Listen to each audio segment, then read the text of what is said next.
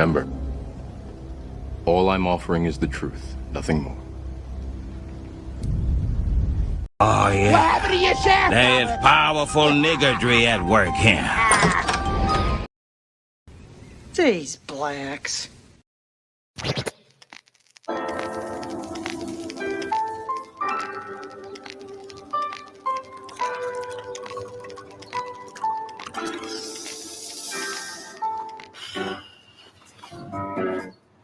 Hey, you know what?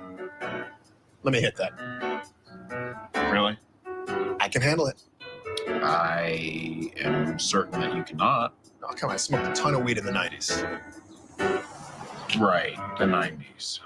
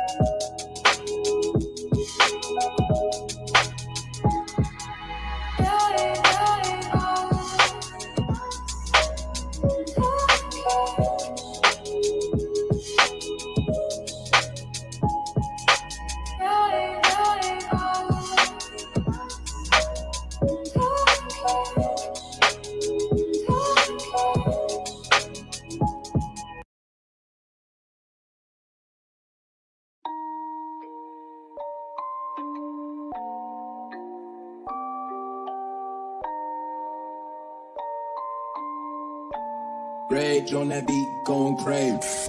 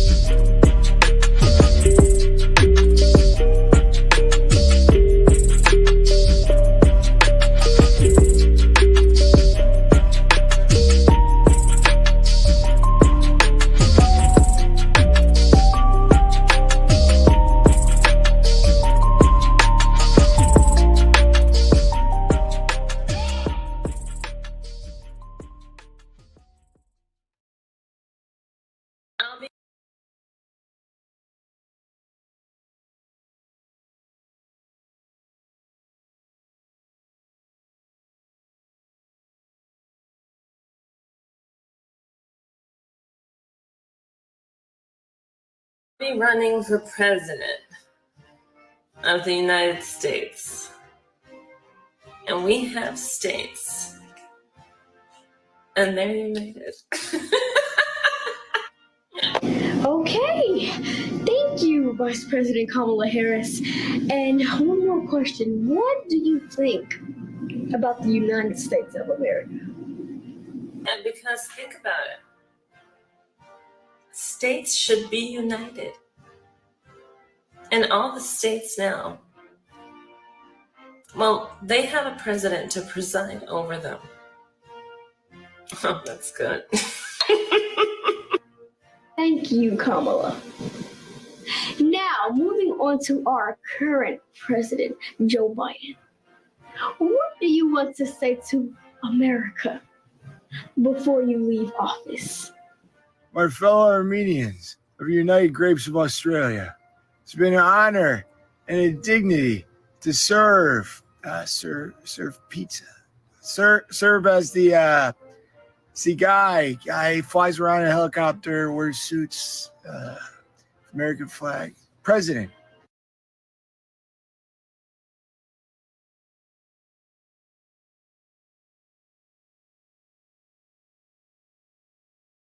We on a truck train, again, you can't hang, cause you watching fake news, fake news, fake news, fake news. Jesus, he died for you, he loves you, you know it's true. It's good news, good news, good news, good news.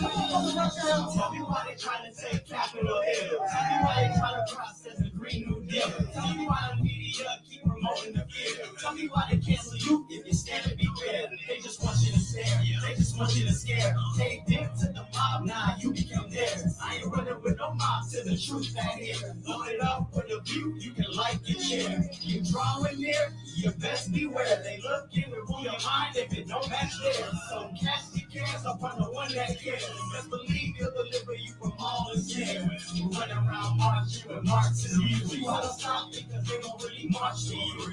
Black lives matter when it's on the news. All lives matter is the only true. We on the truck train. You can't hang. Cause you watching fake news. Fake news. Fake news. Fake news. Jesus, he died for you. He loves you. You know it's true. It's good news. Good news. Good news. Good news. Come on, baby. 4 million jobs in this first election. Moving the country in the right direction. Taking stimulus checks and pay your bills. The spirit of division in this run is really real. In 1861, I chose a man to appeal. Abraham Lincoln, yeah, he took the deal. The Democrats, they had a great frustration. They decided to divide the nation. But the Emancipation Proclamation was a living truth. Justice for Abe against taboo. Let me tell you about John, cause he had them young freedom slaves, and that's all that happened. They were freemen, properly put away. Damn Democrats always getting in the way. I fight for the babies, I stand for the kids. Abortion is wrong. They deserve to live. We on the Trump train. Like a day, you can't hang. Cause you watching fake news. Fake news. Fake news. Fake news. Jesus. He loves you. He loves you. He loves you. He's good news. Good news. Good news. Democrat, figure right. I got plans on it, so don't get back. Matter of fact, y'all fiction, everything y'all pass is coming against Christians. First off, y'all say the man racist. I asked for proof and I received no cases. Nobody talk about black, Spanish, and Indians. That's really sad. Did you see that on CNN? How can people really be this mad? Y'all talk about Trump and y'all say he's trash. Quick question, have you ever looked into your own past? People don't know we're fighting against hell. And in the end, Jesus Christ, you were prepared. Trump train, like a gang, you can't hang. Cause you watching fake news, fake news, fake news, fake news. We on the Trump train. We on a Trump train, Trump train. TCODR FWC messengers. Donald Trump is the new Jaguar Wright. He's telling the truth about everything. And won't nobody believe him. If we make Kamala Harris president, we're going to be at war in no time. And Trump is absolutely right about that. I think voting for her is dangerous for every American. And I think we need to pay attention to the fact that Vladimir Putin himself says he's endorsing Kamala Harris. That should have frightened most of America, because everybody knows he's friends with Trump in real time, which means he wants her to win for a reason. He plays chess, not checkers.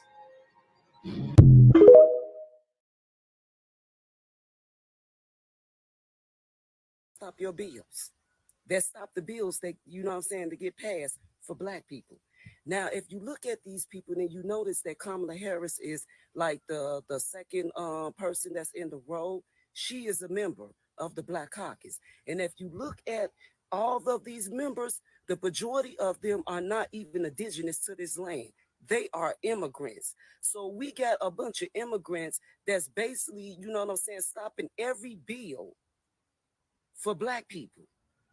They're stopping everything for black people, but these are the same immigrants that call themselves the Black Caucus, that does everything for immigrants, but don't do nothing for you, because they are immigrants themselves. Okay? So the other day, it was a bill that was trying to get passed for reparations in California. And don't you know they blocked that bill? These are the people right here that blocked the bill. And as you can look at the majority of them, they're not even indigenous to this land. They immigrants. And do you think for a second that these people right here going to give you something and pass anything for black people? Do you really think so? Because Kamala Harris and the rest of the coons are a member of the Black Caucus. So you tell me, is these people right here going to do anything for you? They've been in power for the past, 12 to 60 years? I can say, you know what I'm saying, 60. They've been in power forever. And they does nothing for black people, but does everything for immigrants. Because they are immigrants, they damn self. So I need my people to really go do your research and go do your homework, because you really focuses on the wrong thing. You need to be focused on these people right here that's stopping everything for black people.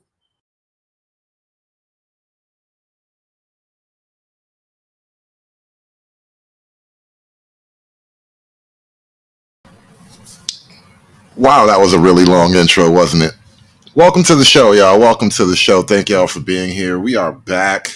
We are back with another topic to discuss here. I actually got two topics. This is a minor secondary topic I want to talk about at the tail end of the show because I think it's hilarious. But white dudes for Harris. Yeah, we're gonna talk about you motherfuckers. Okay, white dudes for Harris. Some of the funniest shit to happen yet. We're the whites. Nobody ever cares if bad things happen to us anymore. But before we do all that, we got to talk about Janet Jackson. I've heard a couple of people say this around Twitter, even in my own chat just today. I've heard a couple of people say this, and I must concur. Janet Jackson is like my OG crush.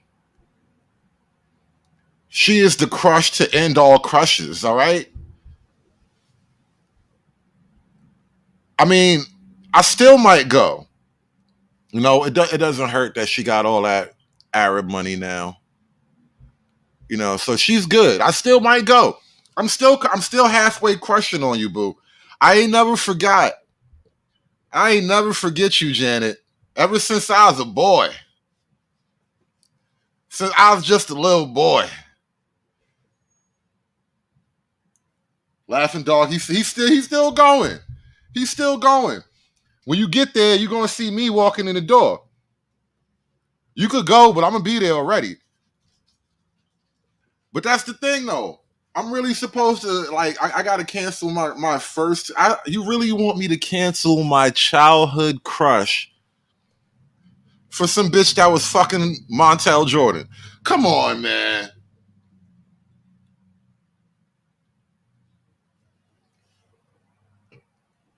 I'm not doing it. They want Penny's mom to beat her now. Bro, you really think niggas gonna cancel their childhood crush over a bitch that wouldn't even fuck them if they wasn't a baller? Kamala Harris don't fuck with niggas. She fucks wealthy black men.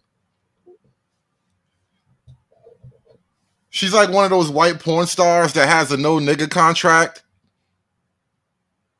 For the right price, though, she'll fuck a black guy. You know what I mean? That's Kamala Harris. And I'm supposed to cancel Demita Joe for this Indian hoe. Ain't no fucking way, bro. Ain't no fucking way. No deal, niggas. No fucking deal, niggas. Get it again. Okay, I'm going to say it again. I come in the name of Jesus. Repeat it after me, bitch. I come in the name of Jesus by the power of the Holy Spirit. The whole Jackson family is black American royalty, bro. Ain't no fucking way. There's no way. The whole Jackson family is black American royalty. They're like our Windsors, our Tudors, or some shit. And we supposed to sacrifice a member of our black royal family for this foreign bitch? For this new bitch? Oh, hell no. Oh, hell no. I told y'all, picking Kamala Harris was the worst thing to ever happen to black politics. It's causing a civil war. It's forcing a split in black politics. And the more you force the sale, the bigger the rift becomes. You can't force cosplay blackness onto black people who love blackness, right? Because two things will happen. You're going to get the half of people who go with whatever, because, you know, there's something I want to talk about later with branding. You know, black is probably the best branding effort in all of like merchandising and branding history. Blackness is like some of the strongest brand power there is, and black people will go for the brand power of blackness. If you slap that black sticker on Kamala, right? People will just go for the brand. Like, you know, some niggas like, I love Polo. I love damn near everything Polo does. Anything Ralph Lauren is worth a look, right? And so I get that. There's a branding effect, right? But then you get the other side of black people who are they're looking for quality. And they're not brand loyal. They're on the hunt for the best and for what's truthful. Because you can't have quality built on lies. Quality can't be built on falsehoods, right? And so you have the other black people, sort of like myself, who are on the search for truth and quality. And they look at this black candidate and they get insulted by your fraud. And that's where we are now. We're a lot of people, we're at peak insult by the fraud of this black candidate. And now to add insult to injury to this peak insult, you want us to sacrifice a member of the black royal family. I will never. Fuck all you motherfuckers. You people are fucking horrible. I will never sacrifice a piece of the black royal family for this foreign bitch. Man, fuck all you hoes. Fuck you and your mammy and your granny too.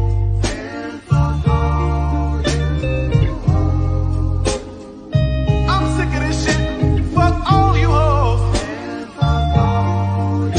Don't give a damn, bitch, what you wanna do.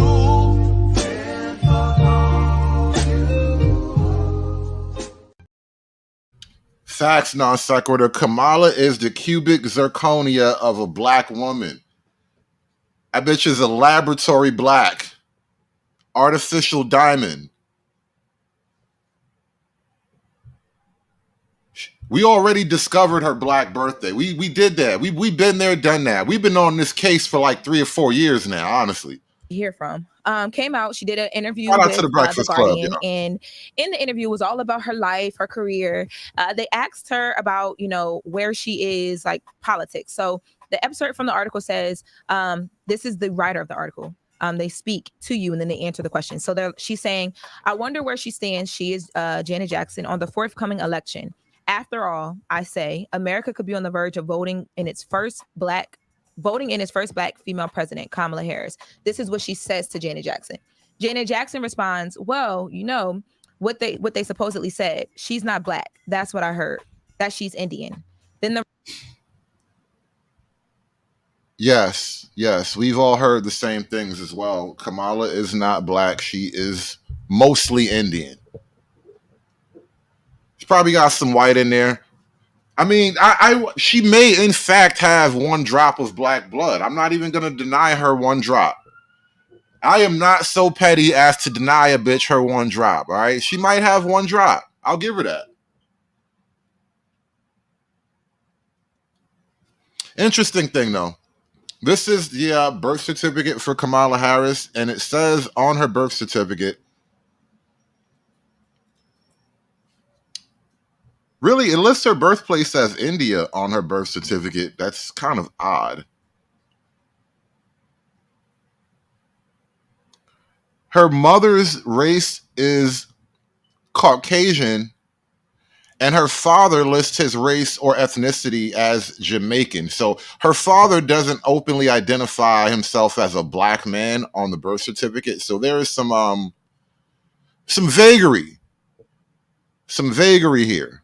the writer puts in italics that Janet Jackson looked at her expectantly, perhaps assuming that the writer was also of Indian heritage.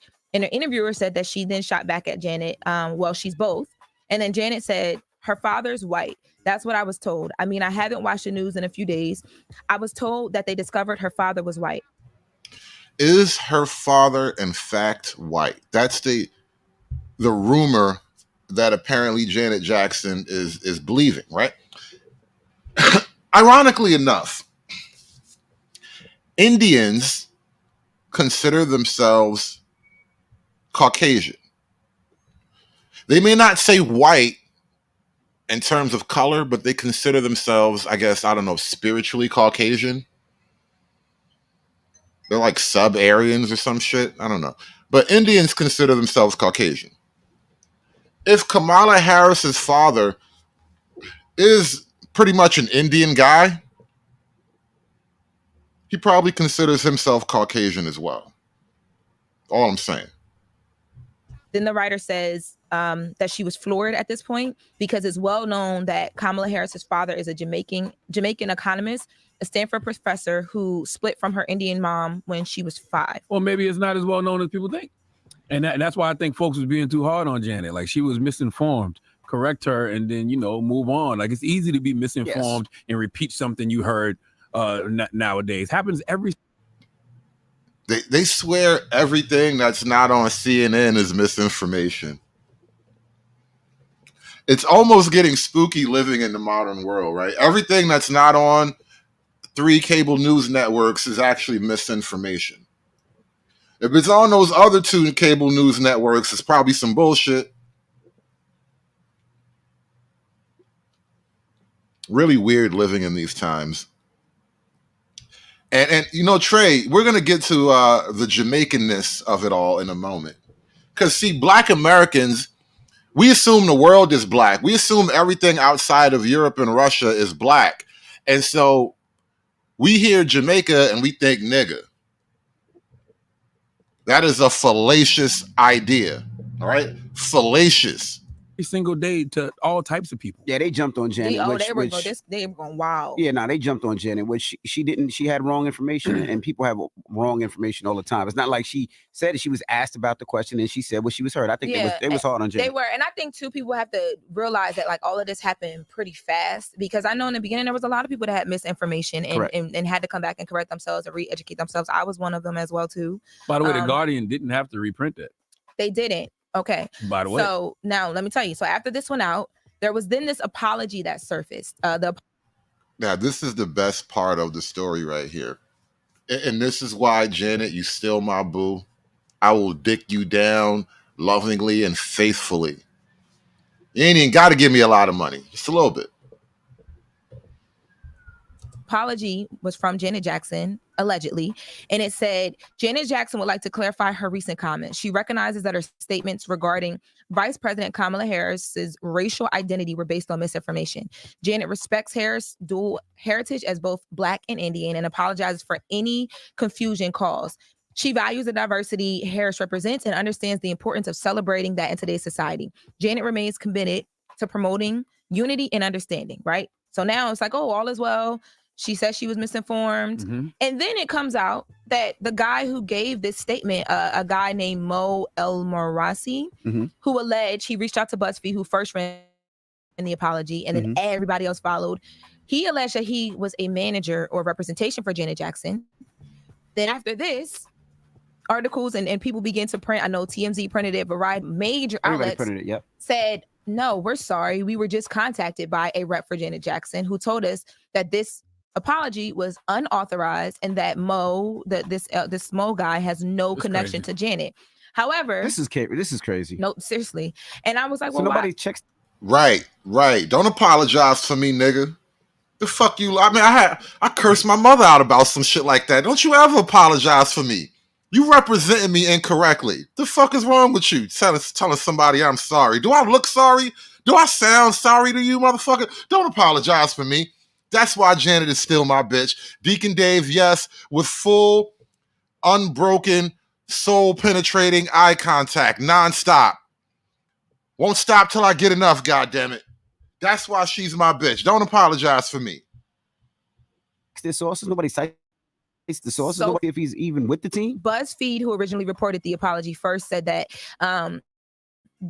because he was a credited producer on Janet's upcoming documentary, and because he had given statements before about, I guess they just ran with it. But he also put out another statement after it was debunked that he works with a team, and said that he no longer works for her. He was fired by Janet and Randy because they made it clear Randy Jackson, her brother, is her manager and has been for a very long time.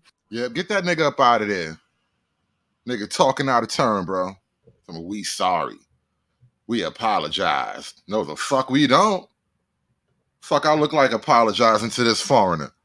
And he said, the Mo guy said, after attempts to improve her image in the front of the public and her fans, this is something I do not deserve. So he's basically saying he was fired because he issued the apology. It was a lot. So it seems like he just did it on his own? That's what it seems like. I don't know what his connection to her is. Her team is saying there is none. He's saying that there.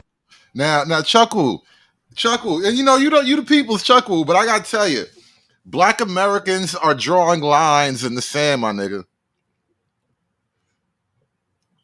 You can be black in your country when the white people come visit you, but over here you're not black with us. All right, that's the rules. You can only be black in your house when the white people come over. Because if the white people come over, who the fuck are you black for, right? But in America, you can't be black with us. All right, we're drawing lines, nigga. We're drawing lines and boundaries over here, goddammit. White man drew the last map. This time we're drawing the map. There was one, but now he's fired.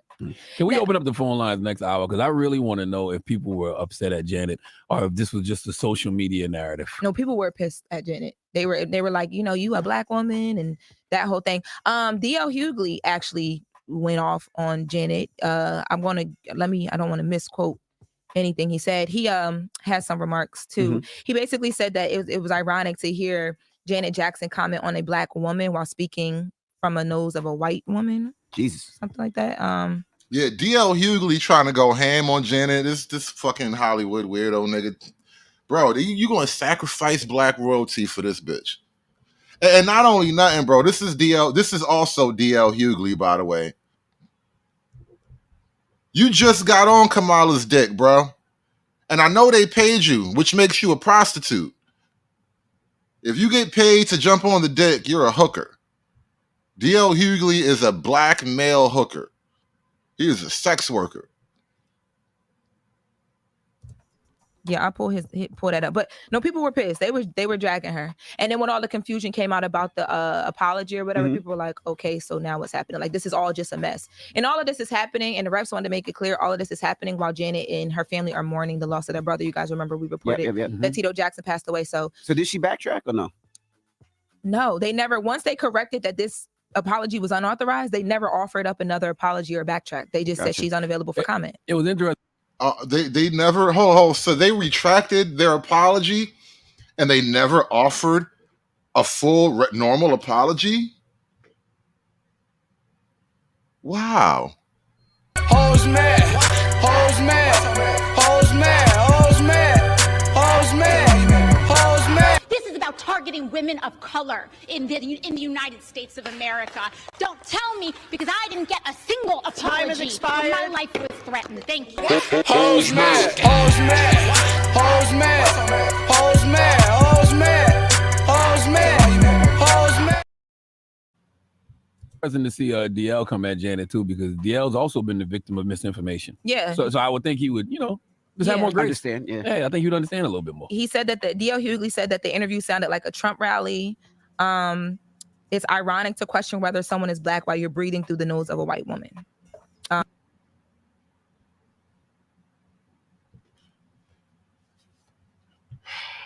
We have reached the stage in politics where we will cancel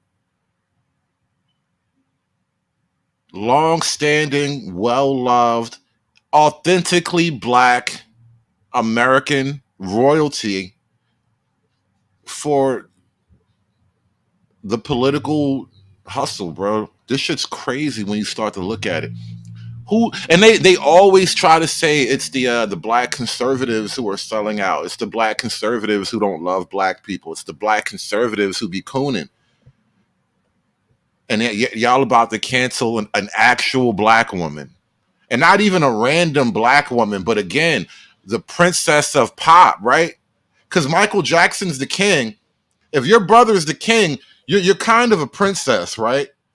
And shout out to LaShawn with the $5 Cash App. Save Penny, cancel illegals. Thank you. Save Penny, cancel illegals. You niggas trying to cancel Janet Jackson, bro. That shit crazy. I'm telling you, man. This the reason why I be hating niggas, man. I'm telling you, man. It just be us. I be hating niggas, man. Shout out to LaShawn again, man. Save Penny. Cancel the illegals, man.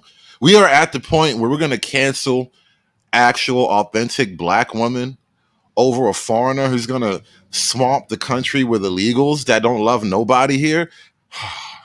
God. There really is no saving the niggas, by the way. You can't fix it. There's nothing to be done about this level of retardation. Can't be fixed. There's no fixing this. This can't be fixed. Right? This can't be fixed. You just have to escape. So that's what I did. I went to a neighborhood where, I have a very low black population. You also got to remember Dale's a comedian too. Yeah. I think sometimes, we forget that these guys are also making jokes.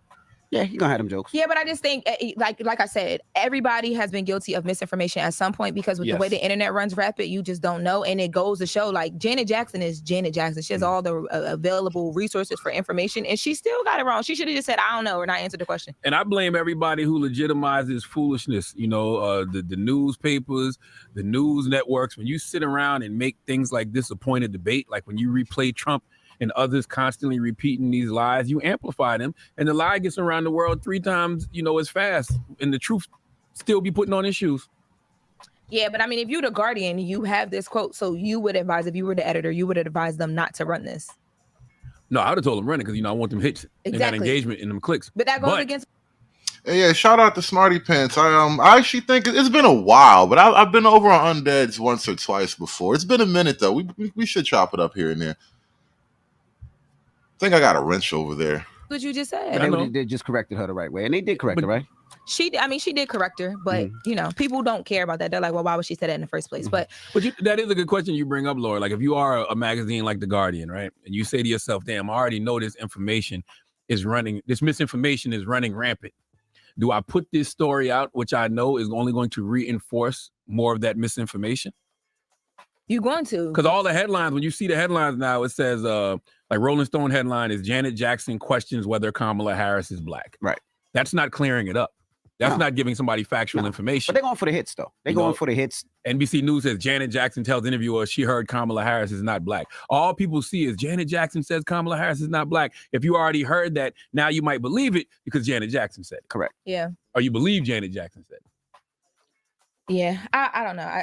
So you do have to make an editorial choices.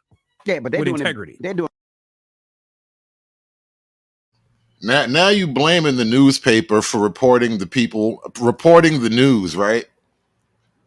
Like, you didn't have to say that she said that. Well, motherfucker, she said it. That's literally why I talked to her.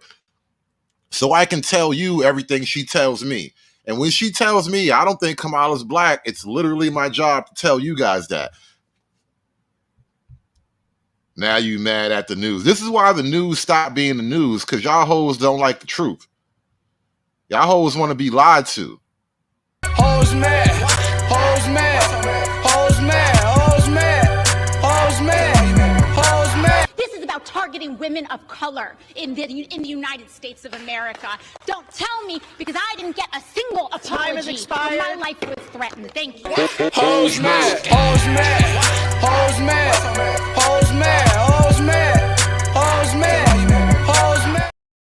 Doing based off of hits, though. They want the traffic, and they know that's going to bring the traffic, which I'm sure it has, because we're talking about it for the last 3 minutes. Yeah, and I will say that the interviewer here did try and clean it up, correct her. She re-asked the question. She wanted to make sure they both understood that she was black. And then Janet responded, I don't know. Honestly, I don't know what to answer because I really, truthfully don't know. I think either way it goes, it's going to be mayhem.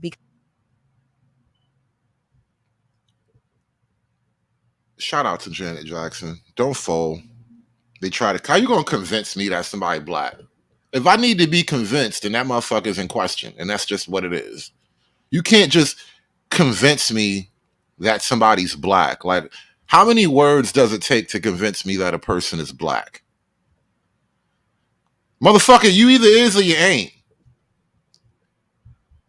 Because they were talking about like the peaceful transfer of power. She's right about that. If the world is ready for a black woman president, so she did try and give Janet some grace to kind of get it together, but she didn't know the answer. But she didn't have the information. All right. Well, that is Just with the Mess with Lauren LaRosa. And then we'll talk about that next hour. 800-585-1051. After Donkey, you can get on the calls. Do you think people should be mad at Janet for having misinformation? Let's discuss after that. But Charlamagne, who you giving your donkey to? I mean, for after the hour, I'm going to ask the same question. I want to put this Janet Jackson stuff out there, and I got some thoughts about it and just see what the people think. All right. I want to see if y'all think she deserves the biggest hee-haw. Okay. All right. We'll get into that next. It's the Breakfast Club. Good morning.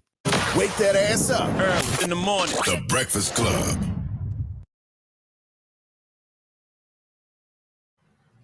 I kind of want to hear that.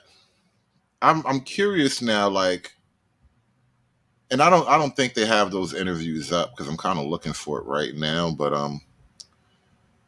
where are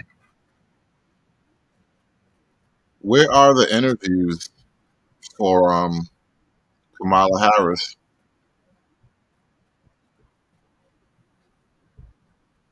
Yeah, I don't see those. I don't see any of that up yet. Because I'm curious. I know if they open up the call lines for the Kamala Harris thing, and they gave Janet Jackson Donkey of the Day. Donkey of the Day. It's a read, but you're so good at You it. trying to be a fake ass Charlemagne. There's only one Charlemagne in the Damn, Charlemagne, who you giving Dusty of the Day to now?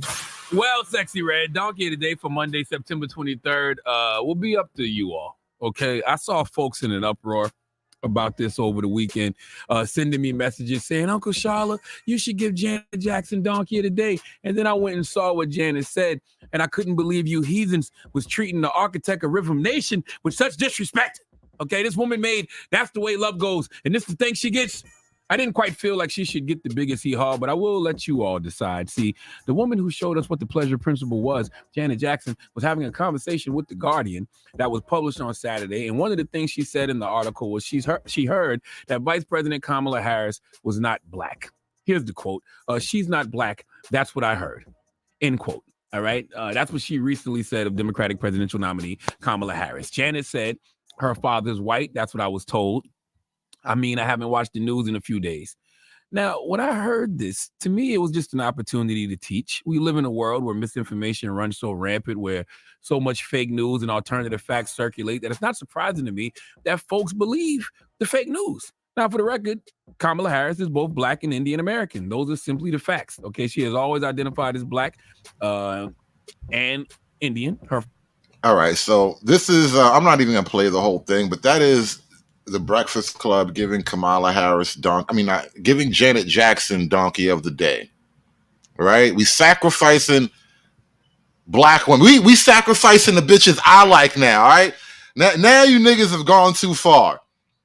You niggas have gone too far. You sacrifice a couple of fat big back bitches, I got nothing to say. You sacrifice a couple of reckless baby mamas. We need our weed. I don't wear it, but we need it. I don't need them bitches neither. You sacrifice all of those bitches, I'm gonna say nothing. You start sacrificing bitches I actually like, now we've got us a problem. I want to take y'all to the call-in part of the show about whether or not Kamala Harris is black. Maybe he is not going to give Janet Jackson Donkey of the Day. I don't want to give Janet Jackson Donkey of the Day, but all of y'all was telling me to give Janet Jackson Donkey of the Day. Then I went to go look and see what Janet Jackson actually said to The Guardian, and I didn't agree with none of it. So, my question is, are people overreacting, or should Janet Jackson get the biggest hee-haw? Let's discuss. Now, if you're just joining us, people are upset because Janet Jackson told The Guardian that she's not black. That's what I heard in reference to Vice President Kamala Harris. Just clearly misinformed. Yes, definitely misinformed. So I don't understand why they just couldn't correct her misinformation and keep it moving. Yeah, I mean, but Free Zone, I don't think you understand. After that Super Bowl performance with Justin Timberlake, that became America's titty. All right, that titty belongs to all of us now. And how dare these fucking coons disrespect America's titty? I won't have it. I will not have it. None of that gets to pass over here. That shit is not rocking over here. Not letting you disrespect America's titty like that. I'm telling you, man. This the reason why I be hating niggas, man. I'm telling you, man. It just be us. I be hating niggas, man. She said what she heard. Well, you heard wrong, Ms. Jackson. And that's all you do. You correct it and keep it moving. I think that's important too, though, because we haven't heard her correct it, because the correction that came out, they said wasn't authorized. And then Maybe she's doing her research. nothing. She's also mourning the loss of her brother too, so That's that's true, more too. important thing right now with her. Hello, who's this? This is Delisa from Jersey City. Hey, Delisa from Jersey City. What's your thoughts? Hi, I think that we need to leave Janet alone. At the end of the day, she's an entertainer. She is not a politician. She never swore on anybody's Bible to handle anything as far as politics.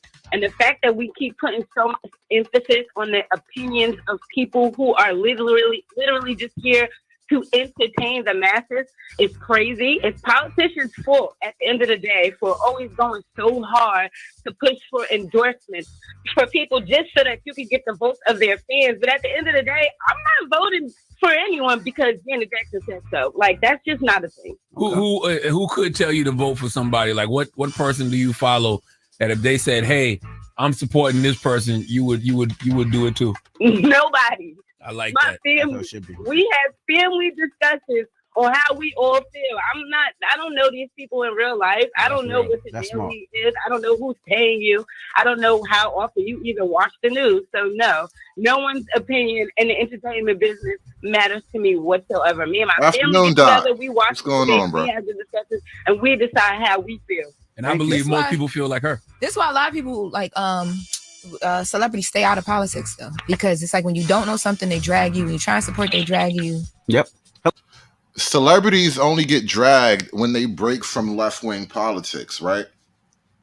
This is why all the Republicans in Hollywood, they either don't really talk much about being a Republican or they eventually get chased out of Hollywood. They only use celebrities for the Democrats. You're not allowed to be a right-wing celebrity.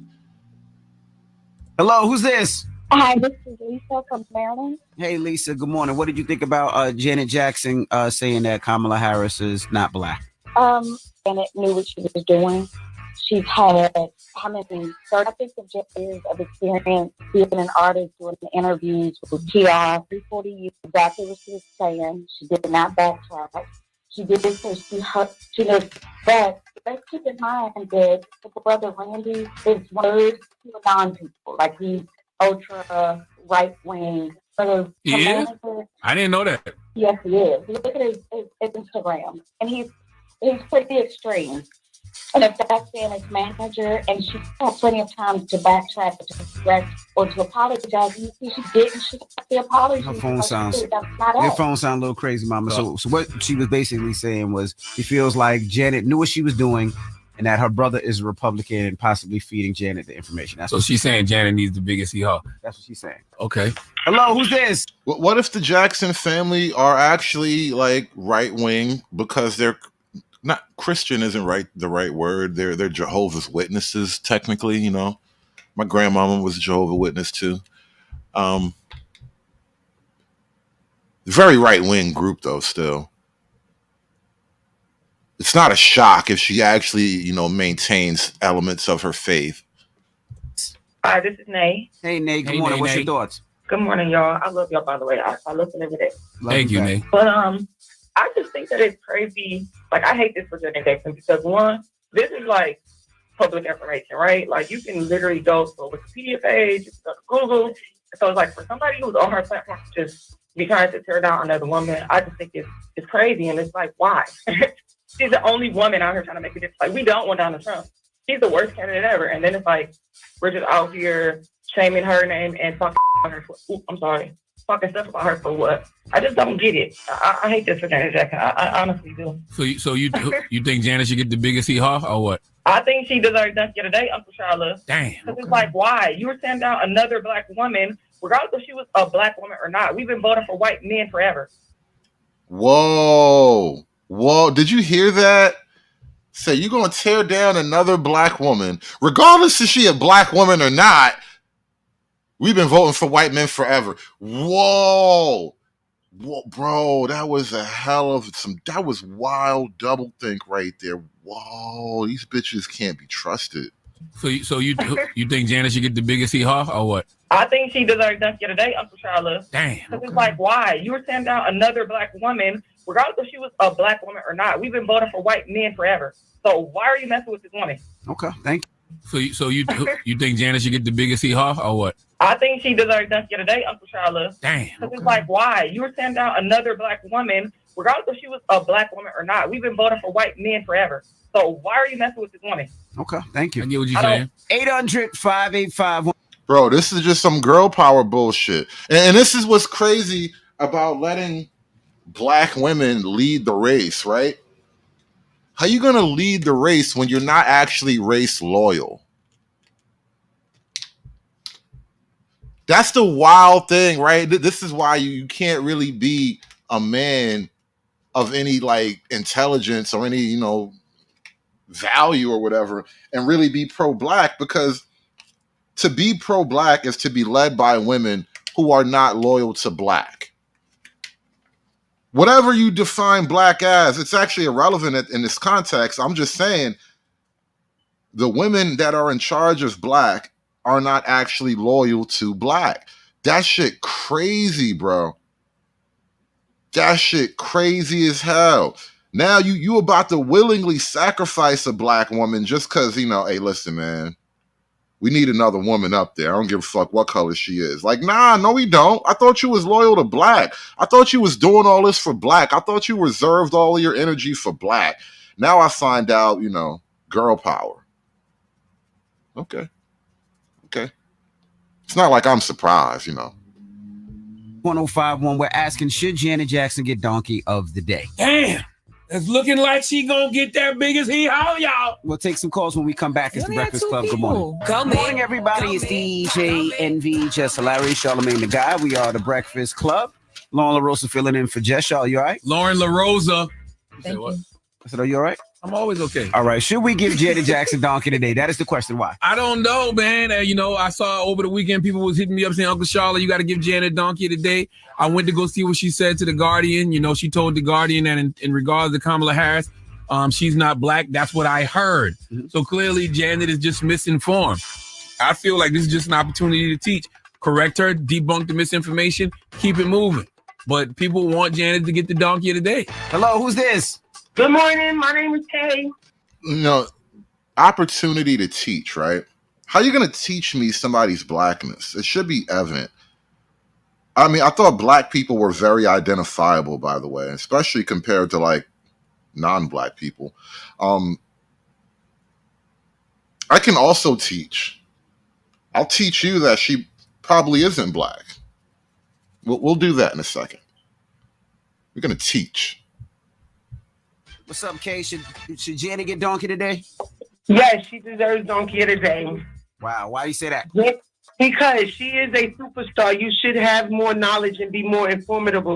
You shouldn't rely on people to tell you these things. This election is important, and she has influence. Hashtag informative. Yes, she deserves Donkey of the Day. Wow. Why do you say that? Because she is a superstar. You should have more knowledge and be more informative. You shouldn't rely on people to tell you these things. This election is important, and she has influence. She should be more careful of what she's saying. Okay. Thank you, Mama. Hello, who's this? Jay calling from Florence, South Carolina. What's up, brother? You think Janet should get Donkey today? Of course not. Why?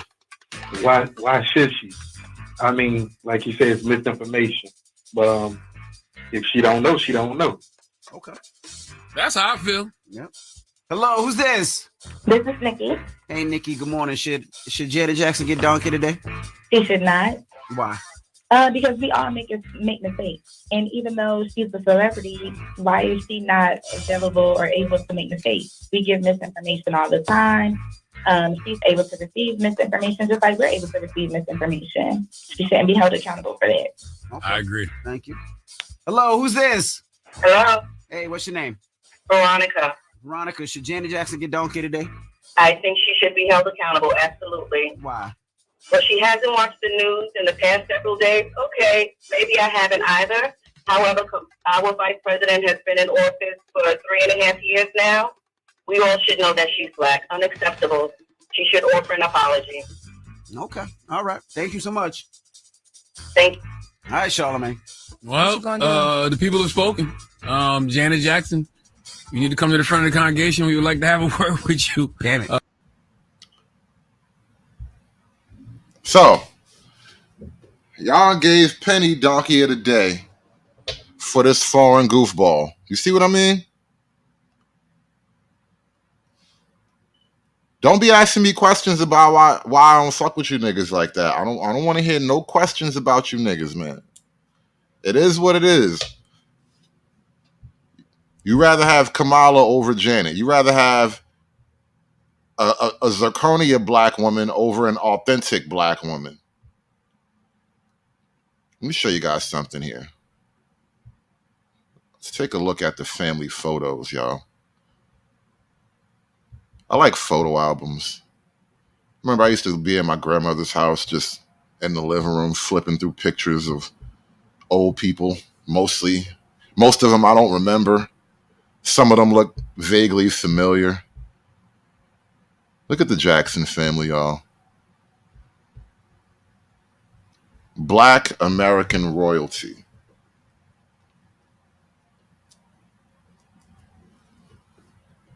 And this is when they were all young, before all the awful things really started happening, before Hollywood got in their spirit and all that. Look at Papa Joe and them. Look at these afros. Nobody in Kamala's family has an afro like that. I don't think Kamala has a picture with anybody with an afro like this, right? And as they say in old school hip hop, you can get with this or you can get with that.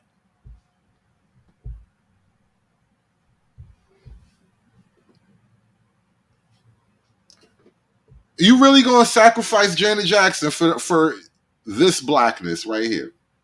What is black anymore?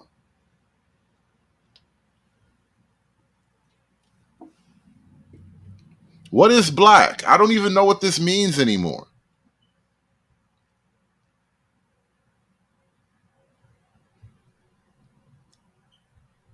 And speaking of her dad, let's go to some other family photos. We're gonna take a look at some family photos here.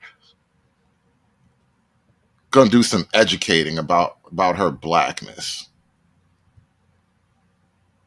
This is allegedly, and I say alleged because I'm not sure where these pictures came from. Maybe they came from Kamala's biography. I don't know. Allegedly, Kamala's grandparents.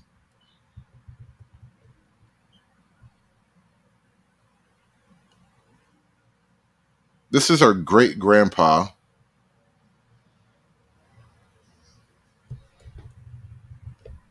And this is allegedly her great, I guess, or her grandmother.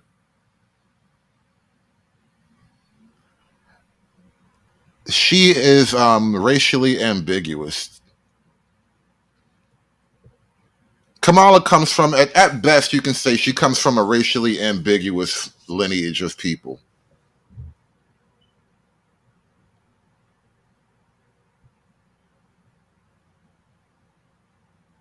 Because this looks pretty much like a slavery era white man. You know who her grandfather looks like? The guy from There Will Be Blood. And I'll drink your milkshake. That's who her grandfather looks like. Her great grandfather. He looks like classic land baron white people.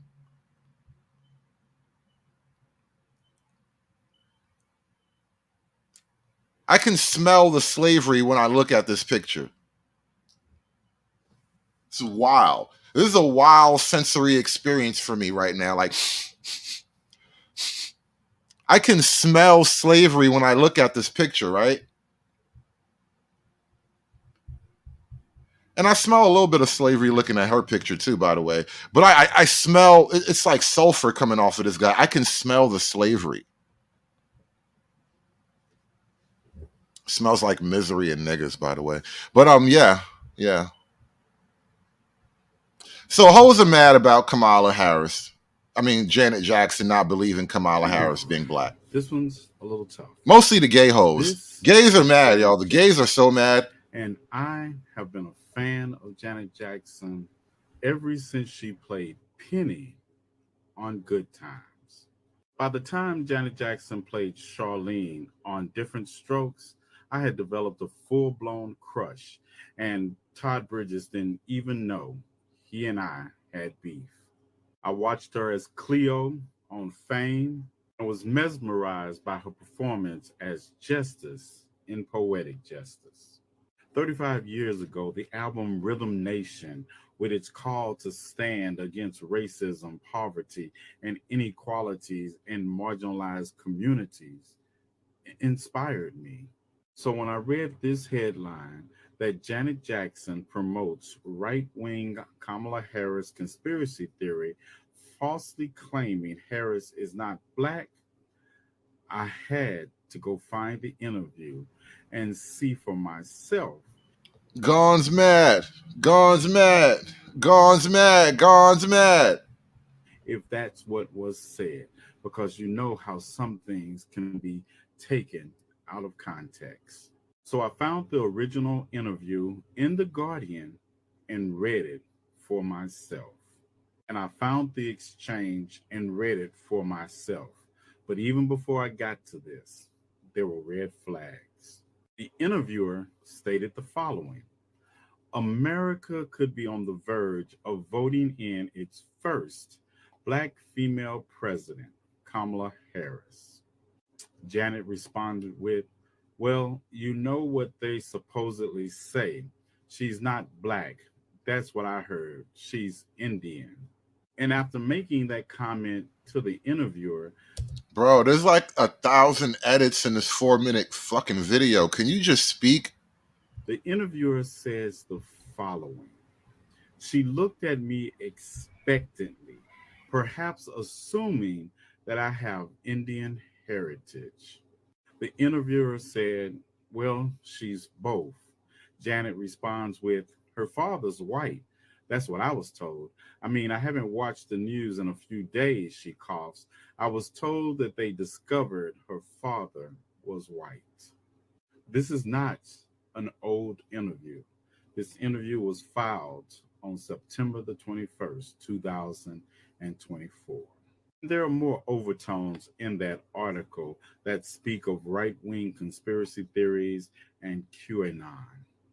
And I now believe that Rhythm Nation was just a performative album, because nobody who is seriously committed to the themes that she allegedly wrote about in Rhythm Nation would ever make that statement. Now, if she was lying in Rhythm Nation, we ruined Rhythm Nation for you, bro. He's like, the whole album, all the dance moves were lies.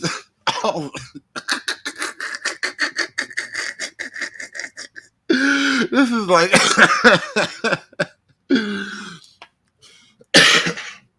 I'm gonna say this. It's gonna sound odd and ironic. You're probably one of the most unserious homosexuals that ever sucked a dick, bro. What the fuck are you even talking about? Or some of the others in that article. And while I may believe this album was written from a performative activist, it still inspired me with its themes, because its themes were true.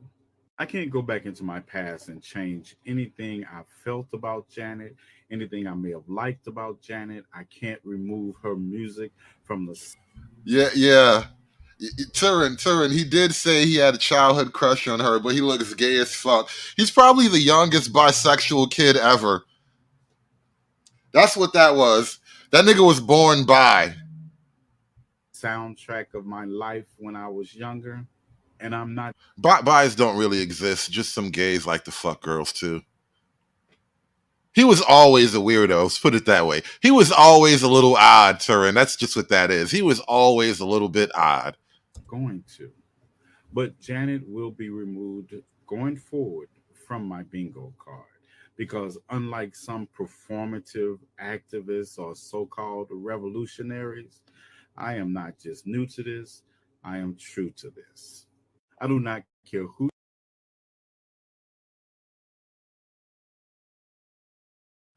I think you hit it right there, Tahuti. He didn't want to be in her. He wanted to be her. That's how he was crushing. He was crushing on a whole different level. He didn't really want to be in her. Like, what gay wants to really be in a woman? He wanted to be the woman, right? He wanted to inhabit her spiritually.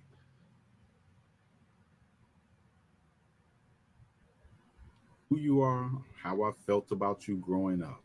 If you engage in spreading far right wing conspiracy theories or doing the work of white supremacists for them, you and I stand in diametrical opposite corners. That's how we know you. It was a gay crush. You had a gay crush on Janet. You didn't have a real sexual crush on Janet. You didn't have a real nigga crush on Janet. You had a gay crush on Janet. That's what that was. Because no man who actually has a real crush on Janet gonna stop crushing on Janet because she questions Kamala. That was a gay crush. You wanted to be her. I was trying to be in her cheeks. That was a whole different thing. You wouldn't understand, red nigga. Red beard nigga. What's up with all these bearded homosexuals lately? Have you guys noticed there's just like an uptick of angry bearded homosexuals? Maybe I spend too much time on the internet, but I swear to God, it's a bunch of them, just lots of them. It's like a new thing. It's like a whole new wave. Angry, bearded, and homosexual. Of this thing we call revolution. And regardless of how I may have felt about you in the past, I promise you, I will not feel that way about you going forward. You'll have the day you deserve, and may the ancestors judge you accordingly. Free zone. No, that's what it is, bro. Like, listen, I be trying to put niggas on game to the trends before they start really trending hard. And I'm telling you, I have noticed an odd uptick in bearded homosexual behavior. It's now that I pointed it out to you, you're gonna see it. It's just like that. Now that I've made you aware, you're gonna be like, holy shit, these motherfuckers are everywhere. They're among us. Now, Miss Jackson, I was getting ready to get real nasty on your ass, but instead, I decided to delete and retract the tweet because you know what? I was coming from a place of anger, not understanding, because I do understand that you just lost your brother and you're possibly still grieving. But I'm just let you know right now, you are too grown. Dick Beards is fucking, oh my God.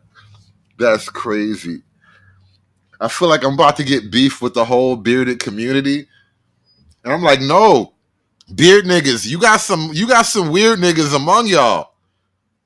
I ain't even trying to pick a fight with the bearded community. I'm just saying, y'all got some weird beard niggas, bro. It's a lot of dick beards in y'all community, bro. Chill, don't. Beard niggas, don't try to beef with me. I do not want to fight with all the beard niggas out there, all right? I am not beefing with the beard gang. All I'm saying is I have noticed a lot of angry bearded homosexuals out there, and it's crazy, bro. It's fucking crazy.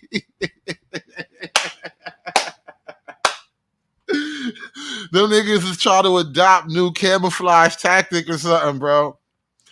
Listen, don't shave your beard because of me. That shit crazy. I don't know what you should do. I don't have no solutions. I don't know what the fuck to do, bro. I don't know what to do. I don't know what to tell you. It's not you, it's them. It's them. The niggas got unlimited camouflage moves, bro. Niggas got waves.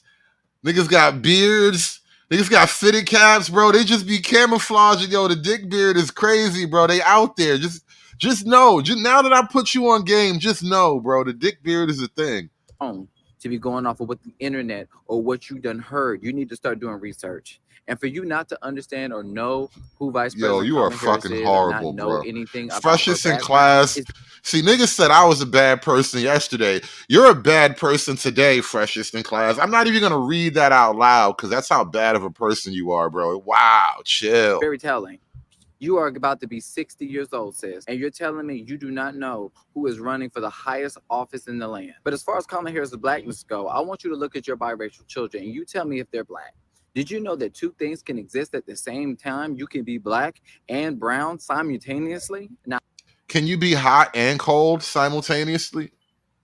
How can you be black and brown simultaneously, though?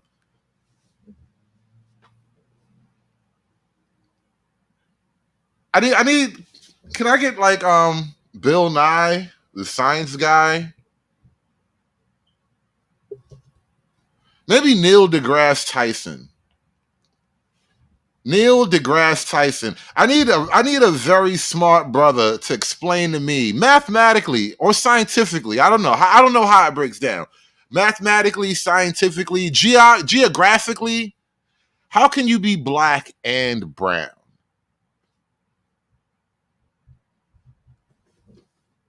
How does this work? Is this gay math? Because there's girl math, right? And gays are kind of like girls but worse, right? And so is this gay math? Can you be black and brown simultaneously? I think this is another lie like bisexuality. I don't know. I don't think you can be one or the other or both. I don't know if that's really a physical possibility. Now everybody want to blame somebody else or blame you for living in a bubble, but baby, the only person I could blame. Right, because even if you're both, you're neither of those things though, right? Even if you can be both, you're no longer black nor brown. You're some other thing. This doesn't make sense, bro. This anyway. Blame is you. Again, you are. This is what happens. This is what happens when you try to solve gay math problems. Only gays can do it. To not know this information. Please, Janet, no more running with rumors. Remember, you said you didn't like rumors either. Remember when they said you had a secret baby that you hid away from the world? Wasn't that hurtful? It's just as hurtful as spreading rumors about Kamala.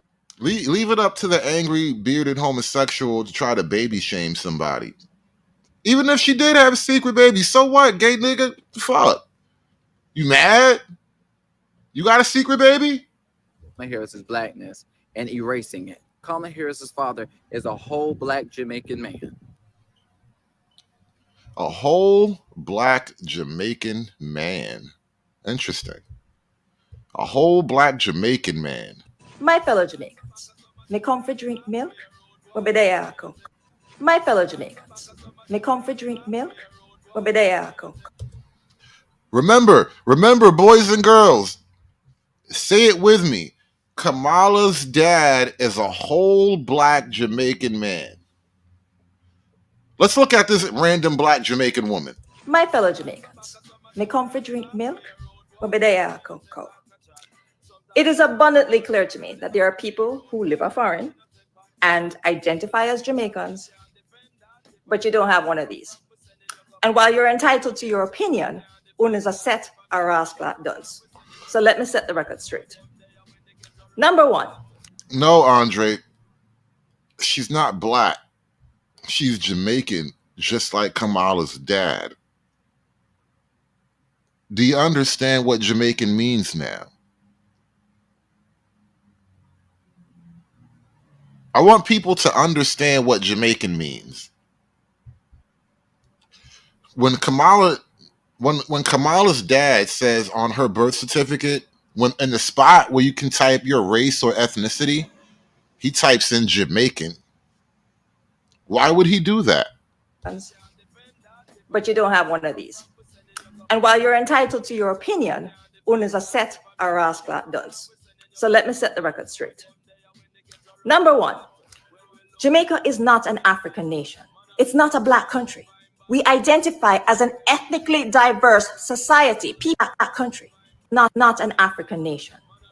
Jamaica is not an African nation. It's not a black country.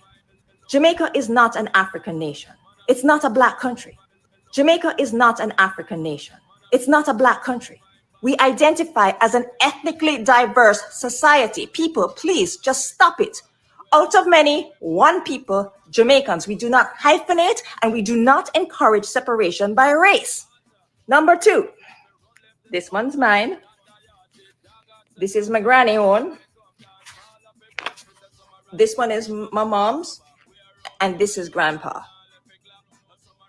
Yeah, it's hardcover. Grandpa died a long time ago. If you are planning a trip to Jamaica and you don't own one of these, you're going to have to book a return flight from where you came. These are the rules. I'm just laying it down for you. If you go to Jamaica and you don't have one of these, Immigration will stamp your passport and give you a set amount of time that you're allowed to stay in Jamaica. And if you overstay your welcome, we put you back on a plane and we send you back, you, not me, you back to the country which you came. Welcome to Jam Rock. Oh. Oh. Skibbity bobbity bobbity bobbity oh. Swing. Well, I be damned, Janet Jackson. I'm a little shocked at this shit. So you're going to allow for others to define what VP Harris's race is instead of you doing your own damn research. I get it. Well, that also means that you're going to allow others to define what your son's race is. After all, he is mixed as well. Janet Jackson, you should be able to vote for who you want to vote for. That is all right. I respect that. What's weird to me is the fact that you are allowing someone else to define someone else's race, a mixed person, when your child is literally mixed. Now, I don't know if it has anything to do with Trump helping your ass out in 2016 when he called Hillary Clinton a nasty woman. They say, Janet, you've been down this road before when it comes to your family members. After all the shit that you've been through in your life, you're going to continue to quote, they said that VP Harris's father is white. With all the money that you have, all the resources that you have that's in your damn face, you refuse to do your own damn research? Janet, I know damn well that you're better than that. You also said, regardless of whoever wins, there's going to be mayhem. That took place when people lost their lives on January 6th. And he did cause mayhem when he took office, especially when two women who look like me and you are no longer here because of his laws. Janet, I know damn well you're better than this.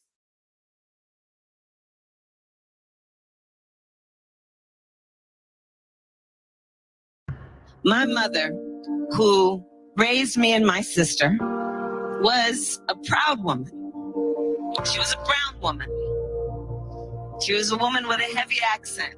And her mother, Shamla Gopalan, was also the biggest influence in Kamala Harris's life. The answer is absolutely yes, Joe. After the big announcement, Harris's sister wrote in a Twitter post, "You can't know who Kamala Harris is without knowing who our mother was." In 1958, a precocious 19-year-old Indian, Gopalan traveled thousands of miles from her home and family to pursue a doctorate in nutrition and endocrinology in America. She soon became an active civil rights crusader while studying at UC Berkeley.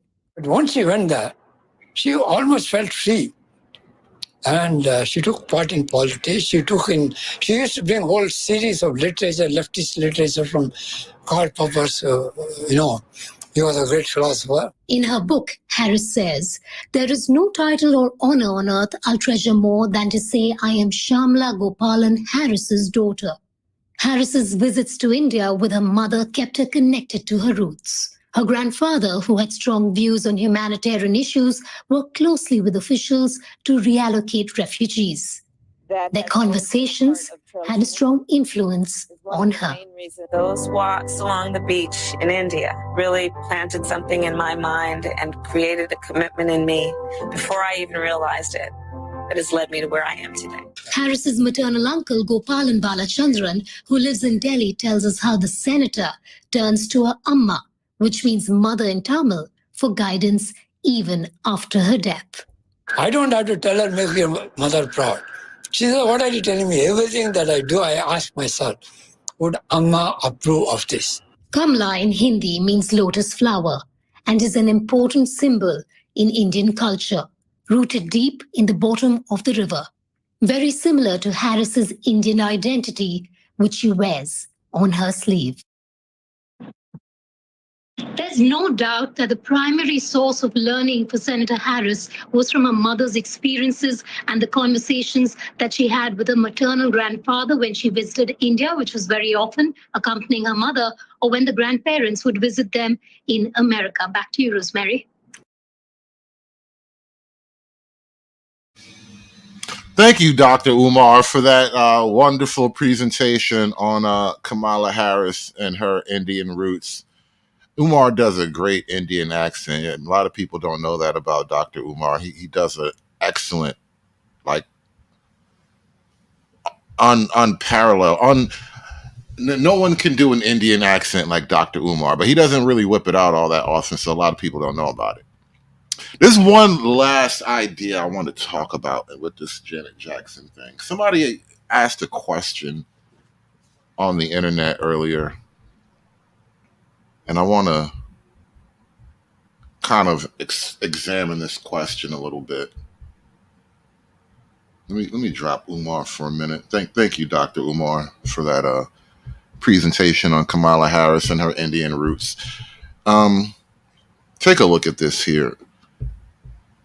Why do y'all need Kamala Harris to be black so bad? That's the question that I came across on Twitter earlier today. Why do y'all need Kamala Harris to be black so bad? And you can see my response that I retweeted. Black is a brand, and black consumers are highly sensitive to branding. And I wanted to explore this idea a little bit. Let's take a look at the secret of selling to the Negro. And now watch this clip and bear in mind, black is a brand all unto itself at this point, right? When this clip was filmed back in 1954, black really wasn't much of a brand yet. This is kind of pre-civil rights, right? The branding hadn't even happened yet. But pay attention. But we all know that before you can sell to customers, you've got to get to know them. You must understand something about them. What do the Negro customers buy? Why do they buy? How do you sell to them? Let's find out. How do you sell to the Negro? This is a fundamental question that is kind of at the heart of Black American culture and politics. How do you sell to the Negro? Hear the opinion of men who have spent a lifetime studying the buying habits of customers the world over. Here is what sales psychologists have to say about selling to the Negro. The secret of selling to the Negro is expressed in one word. That word is recognition. Now, there's nothing unusual about that. Recognition. And that's why the branding of black is so culturally powerful to the Negro. It's almost irresistible to the Negro. Because by making black a brand in and of itself, the draw of recognition becomes nearly inescapable. People want to be recognized. They need recognition. That's basic in all of us. But perhaps because he's had so little of it, the Negro needs even more. He needs to feel important and appreciated. We need to feel important and appreciated.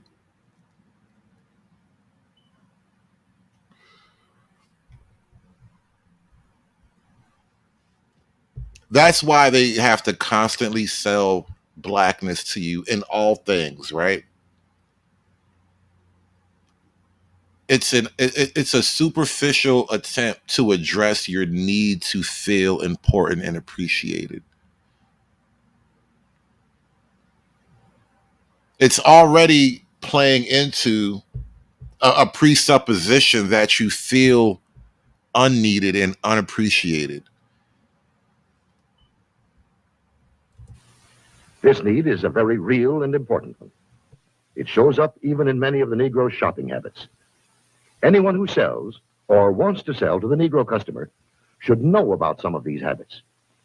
3 habits in particular play a big part in every sales transaction. To begin with, most Negroes buy by brand. They ask for products by name.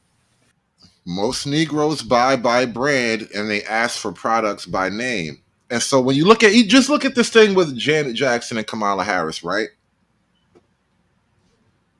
The brand of black has been slapped on Kamala Harris, while Janet Jackson is now perceived as disrespecting the brand of black.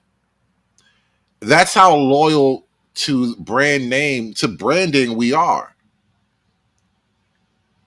They've created the perfect token to sell to black people. They're selling us our own identity, selling us an identity that they've created specifically for us, right? It's very, very the nastiest of work.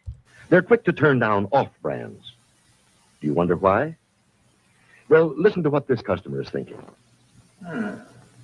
That last hat I bought just didn't hold up at all. You see, for a long time, the Negro has been sold a lot of shoddy, second-class merchandise. So now he asks for name brands in order to make sure he gets his money's worth. And now you can sell the Negro shoddy, second-class merchandise if you brand it as black.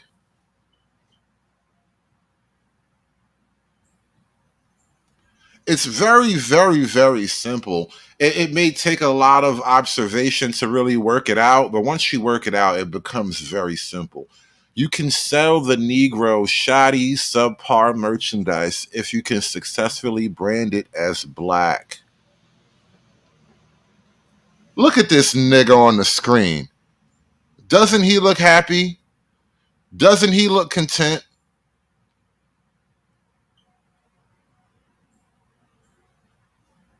If we can harness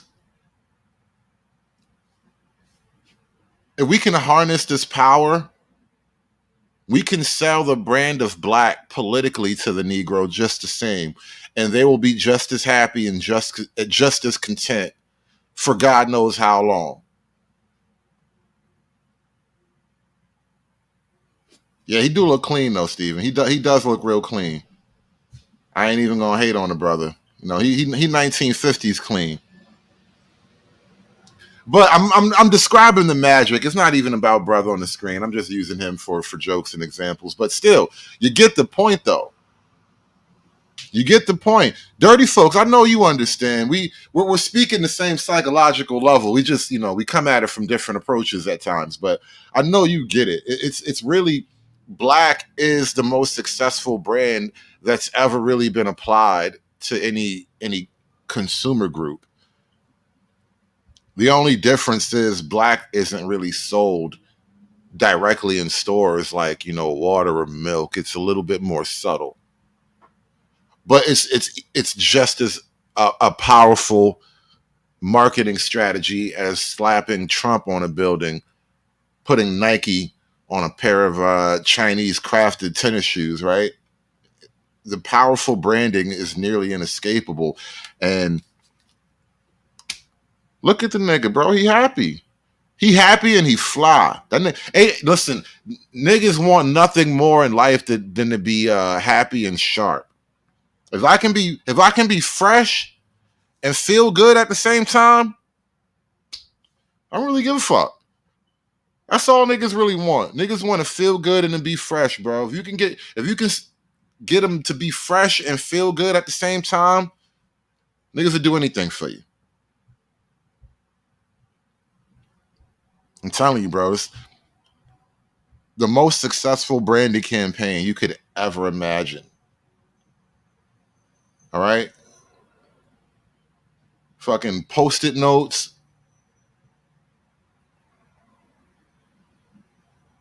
Band-Aids. You can't name a better branding campaign than black. Coca-Cola.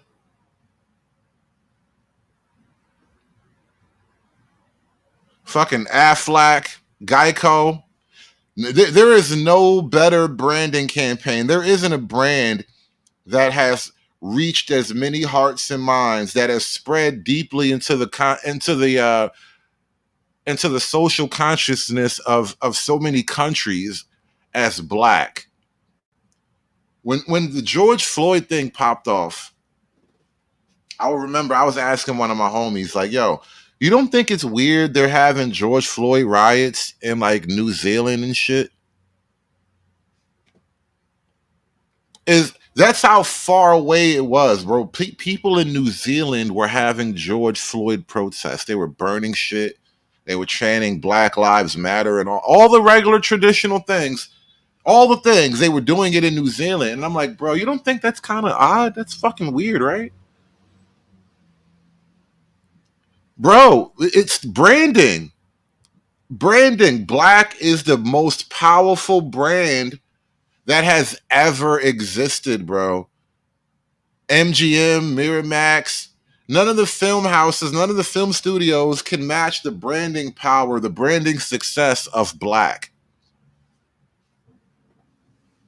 And it's got a chokehold on Black Americans. It's got a fucking death grip on Black Americans. It's powerful, bro. It's the most powerful magic I've ever really experienced. And I don't really know a broad way out. I don't know a way to unblack niggas. You know what I mean? But it's a hell of a drug. Black is a hell of a drug, man. It is. It's wild. It's fucking wild.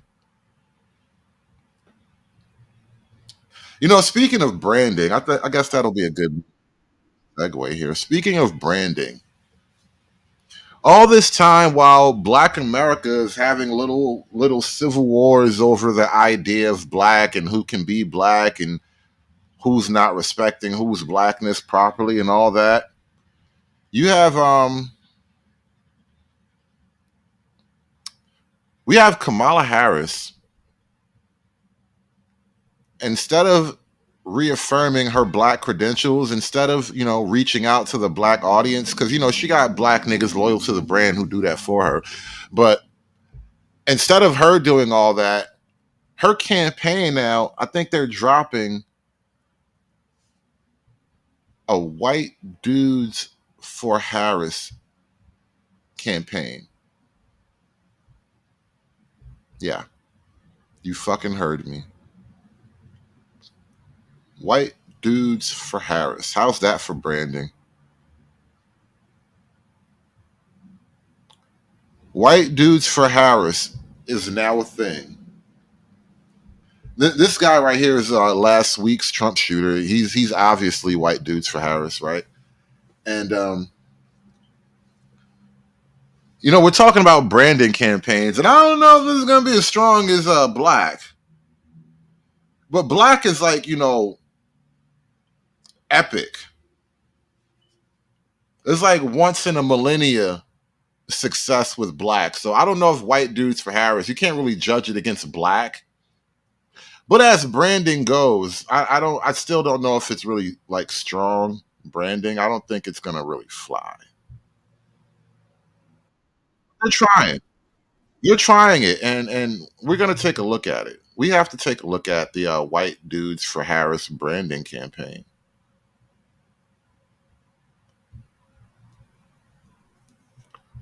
Brand new this morning, polls by the New York Times and Siena College has Donald Trump leading Kamala Harris among likely votes in Arizona, a closer margin in Georgia and in North Carolina, where it is in the margin of error. A grassroots network called White Dudes for Harris has launched a new $10 million ad campaign pitching Vice President Harris to male voters. The ads will run in the critical blue wall states of Pennsylvania, Michigan, and Wisconsin. Hey, white dudes. So I think we're all pretty sick of hearing how much we suck. Every time you go online, it's the same story. We're the problem. And yeah, some white dudes are. Trump and all his MAGA buddies are out there making it worse. So I've been doing my own research and decided to check out Kamala Harris and Tim Walz. And before you jump down my throat, they're actually talking to guys like us. No lectures, no BS. Just real solutions that protect our freedoms and help us take care of the people who matter. End of the day, you're your own man. It's your call. Joining us now to discuss is co-founder of White Dudes for Harris, Ross Morales Roqueto. Thank you so much for being here. First of all, everybody, look at Ross, y'all. Let's take a long look at Ross. White dudes for Harris. Shout out to Hootie with the $5 Cash App. He says, keep your foot on their necks, bro. That's what we're doing. That's what we're doing. We're gonna take a long look at Ross right here. Ross. Hi, Ross. Get it again. Okay, I'm gonna say it again. I come in the name of Jesus. Repeat it after me, bitch. I come in the name of Jesus by the power of the Holy Spirit.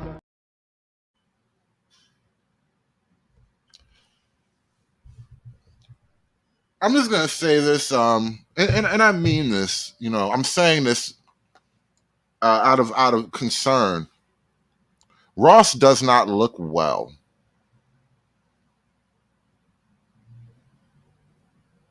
There's something odd about Ross. There's something about Ross that I can't really peg it. I can't peg what I think is wrong with Ross, but there's just something odd about Ross. I don't know. It's just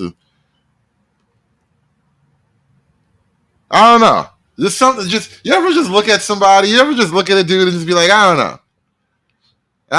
Nah, I don't know, Ross.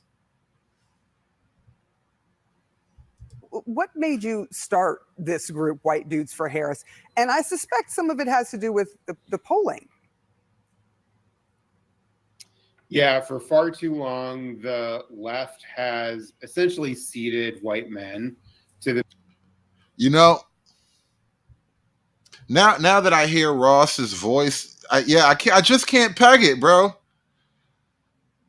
I just can't peg. There's something odd about Ross, bro. And I'm having a hard time formulating the proper language to describe my sense of apprehension when I look at Ross. But there's just something, I just can't peg it, bro. There's something going on here.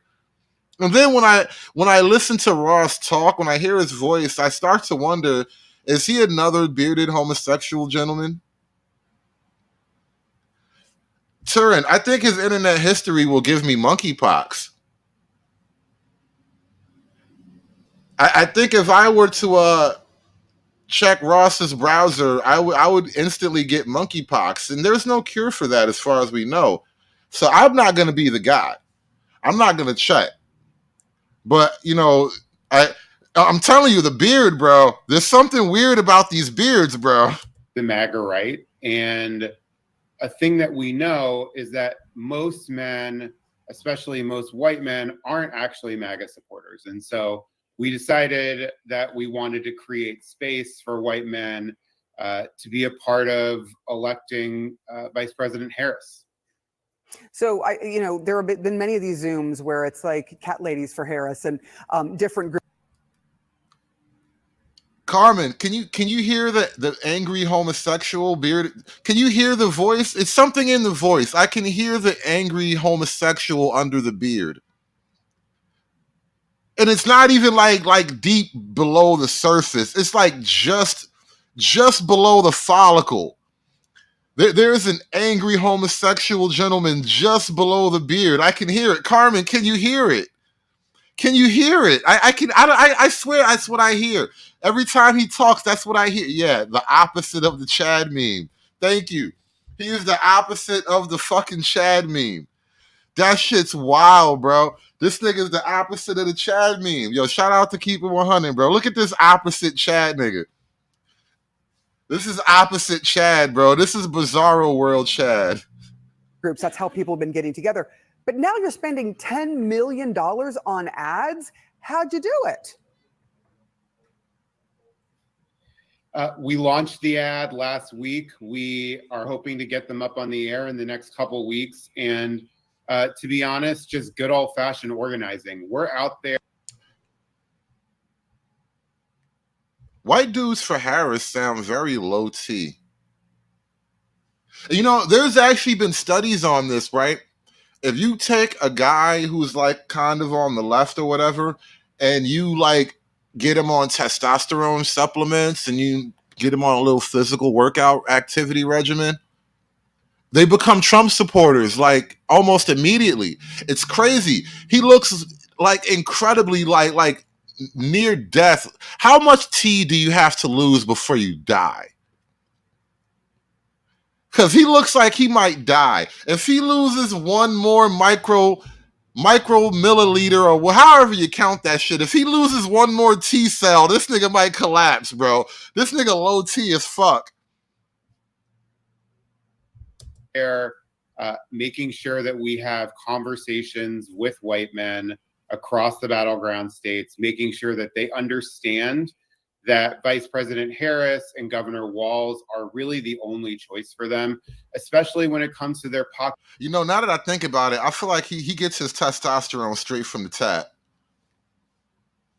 It's not working for him, obviously, but I feel like he tried to get his testosterone right from the tap, bro. That's why he sound like that. Pocketbook issues, when it comes to supporting your family, when it comes to your health care, when it comes to your freedoms, there's really only one choice in this election.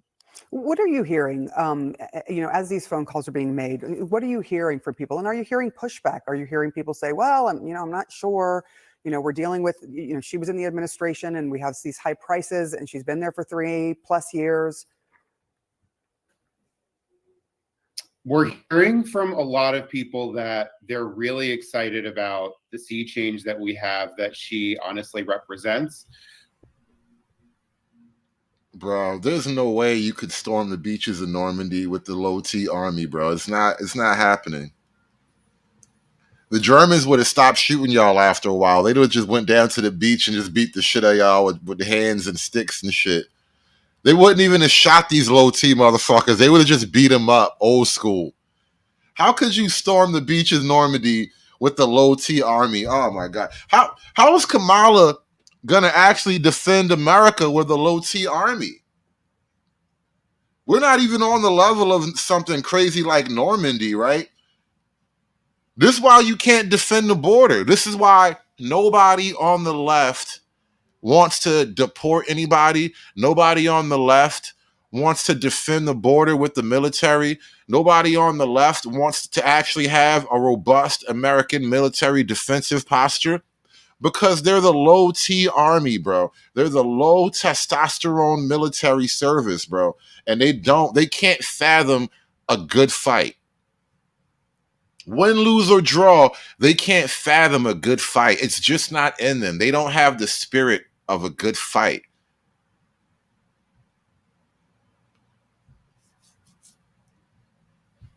We're hearing that people are really concerned about, as I said, their pocketbook issues.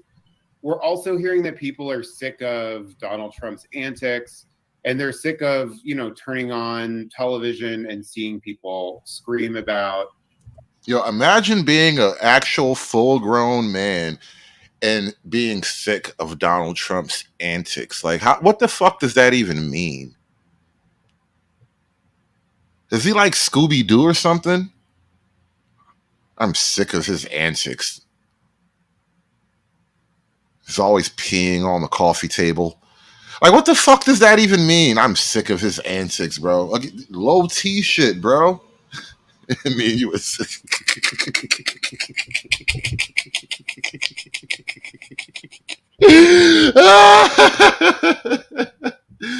Oh, Carmen, see, that's why I love you.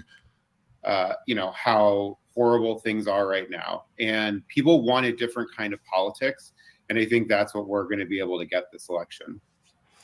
How do you think this ad might change the minds do you think it could change the minds of some Trump supporters? Are you going after folks who are on the fence or who are moderates that feel like they might be able to jump over? Wow.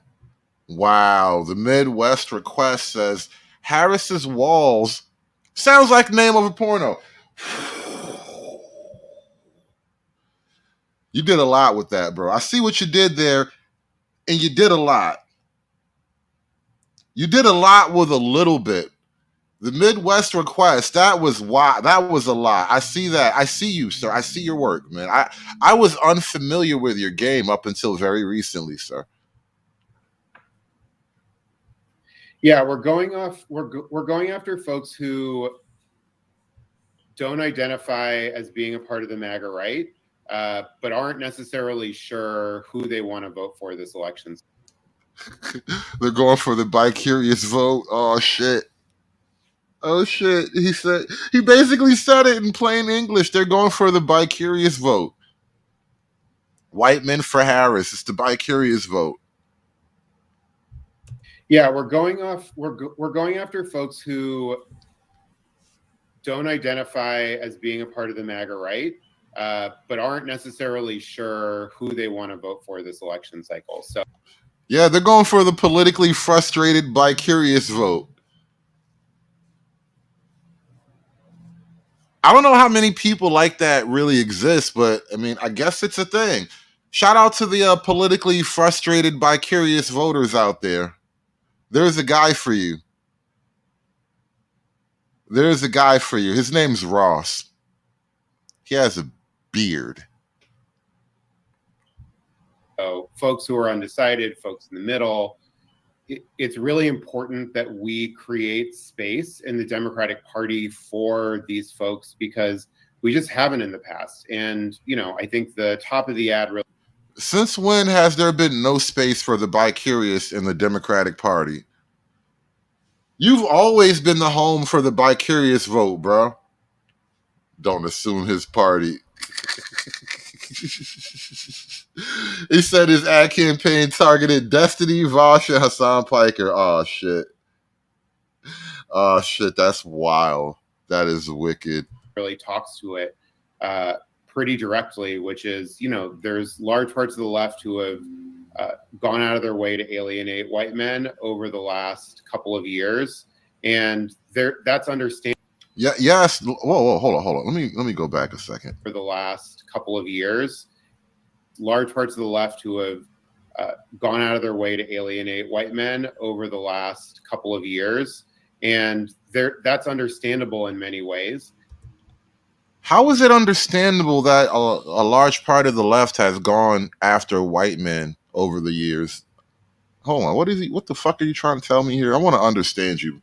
I want to understand you better, Ross. Important that we create space in the Democratic Party for these folks because we just haven't in the past. And, you know, I think the top of the ad really talks to it pretty directly, which is, you know, there's large parts of the left who have gone out of their way to alienate white men over the last couple of years. And that's understandable in many ways. And also, if we're going to win and if we're going to move this country in the direction that we... And I'm white. Why have you been attacking white men these last few years? And why are you now only targeting... You're only like looking for the bi-curious white men.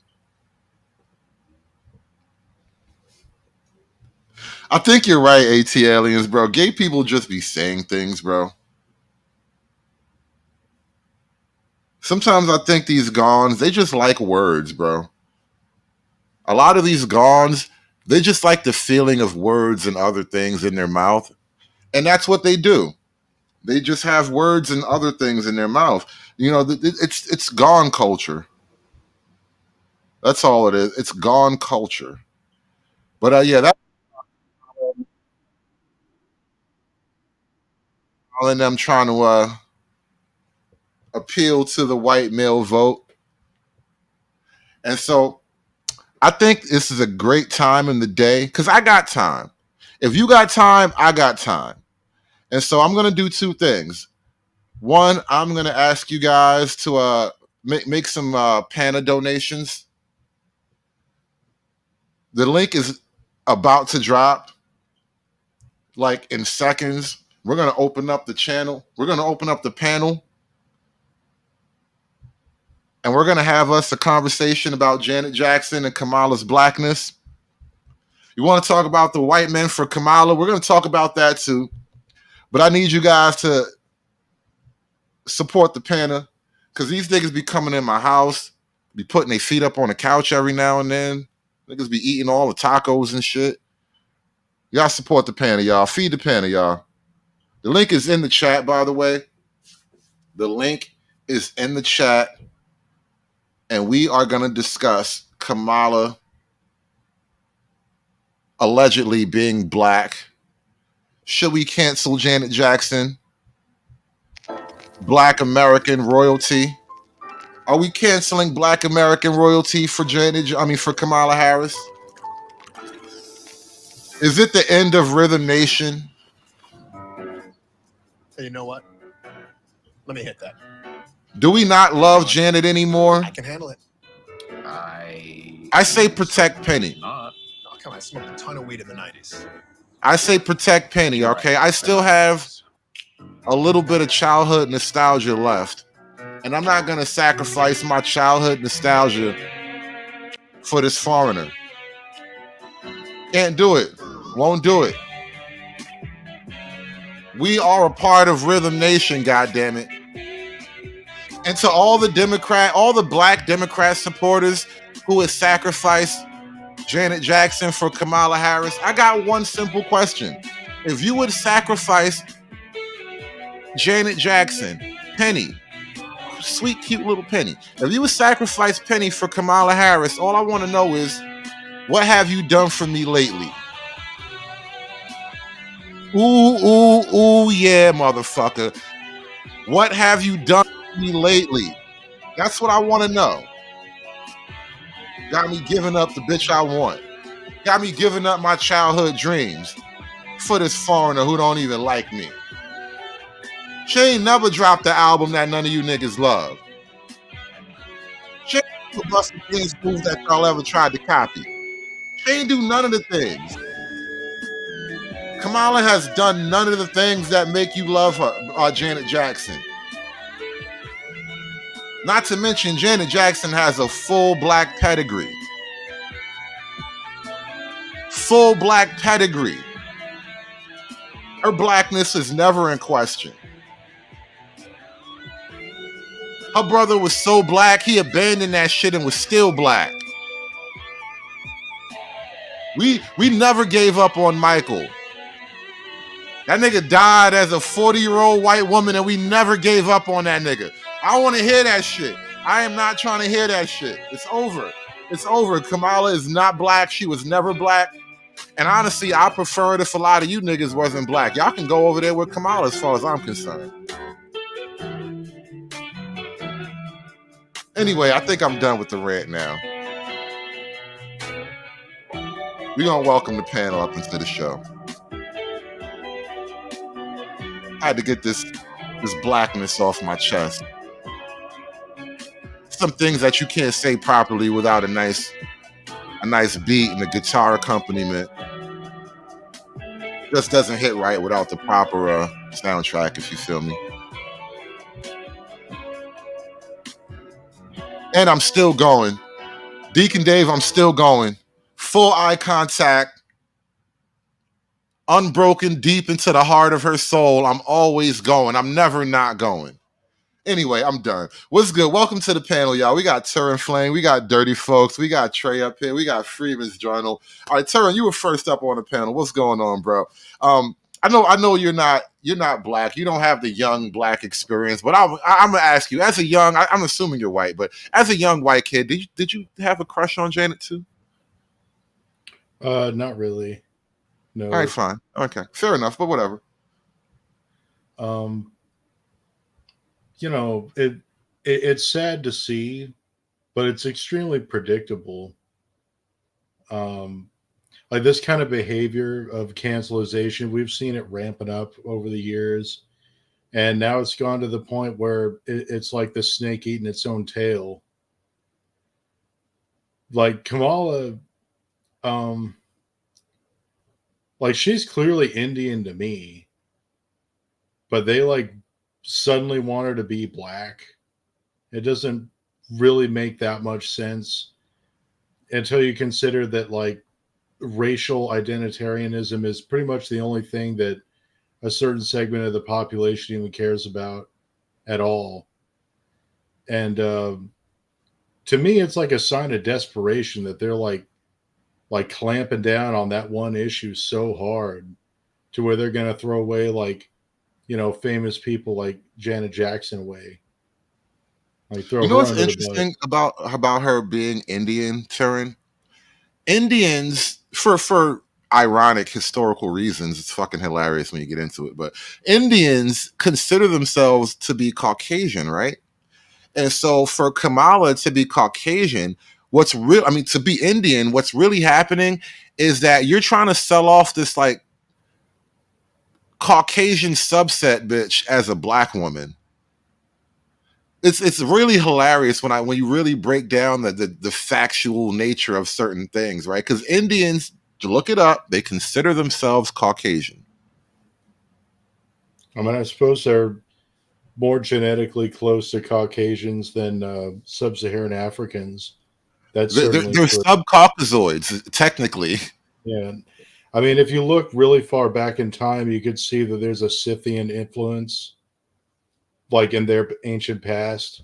No. Let's say the bad word. It's called the Aryan Indo invasion.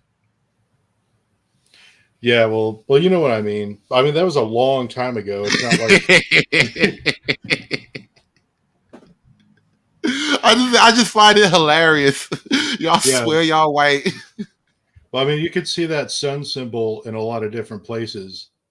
You know, it just kind of pops up like when you look at that time period a lot. And yeah, you can see it there too. You don't really see it in sub-Saharan Africa though. So I can only assume that there's not a whole lot of like even vague cultural links there. So it's really like the only thing that they're going off of is her skin tone is dark. You know, I mean, that's just skin deep reasoning to me. And I don't even care. Like, that's the most important part is like, how is she going to do her job as a president? And seeing as how she did her job as Attorney General in California and how she's been as a vice president,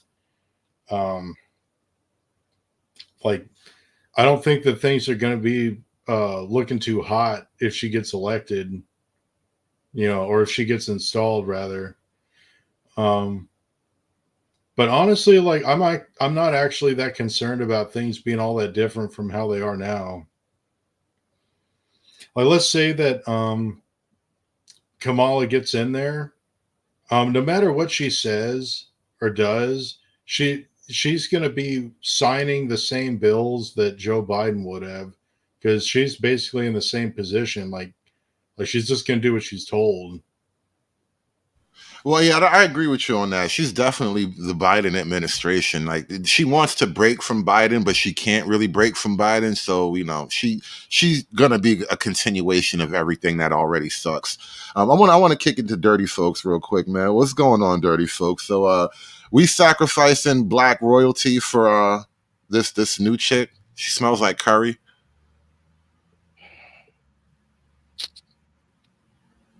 The worst thing that Janet Jackson ever did, to me, right, was put on fake braids and poetic justice. Calling Kamala white is nowhere near as bad as her acting in poetic justice. She's done worse things, and we stuck with Janet.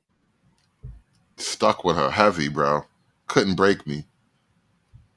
She went out there, had a 5-year deal. Dude said, look, I'll marry you. If you give me a son and keep me married for 5 years, I'll give you $50 million. She wore a hijab, dropped a son on her first try. It wasn't no baby girls, but no misfires, because she's a goddamn winner. Like a prize racehorse, bro. Had a boy, got divorced 5 years, 2 days, bro. She did her time, came home from the joint. 50 mil strong, and kept the baby. Her baby is a literal prince. These bitches talking about your mixed baby. Her baby is a fucking Saudi prince. You could never, bitch. You bitches fuck bum ass drug dealers, niggas hustling quarters for the rest their whole life. Your baby a prince. You call your baby prince to get that nigga more confidence. The fuck out of here. Fuck out of here.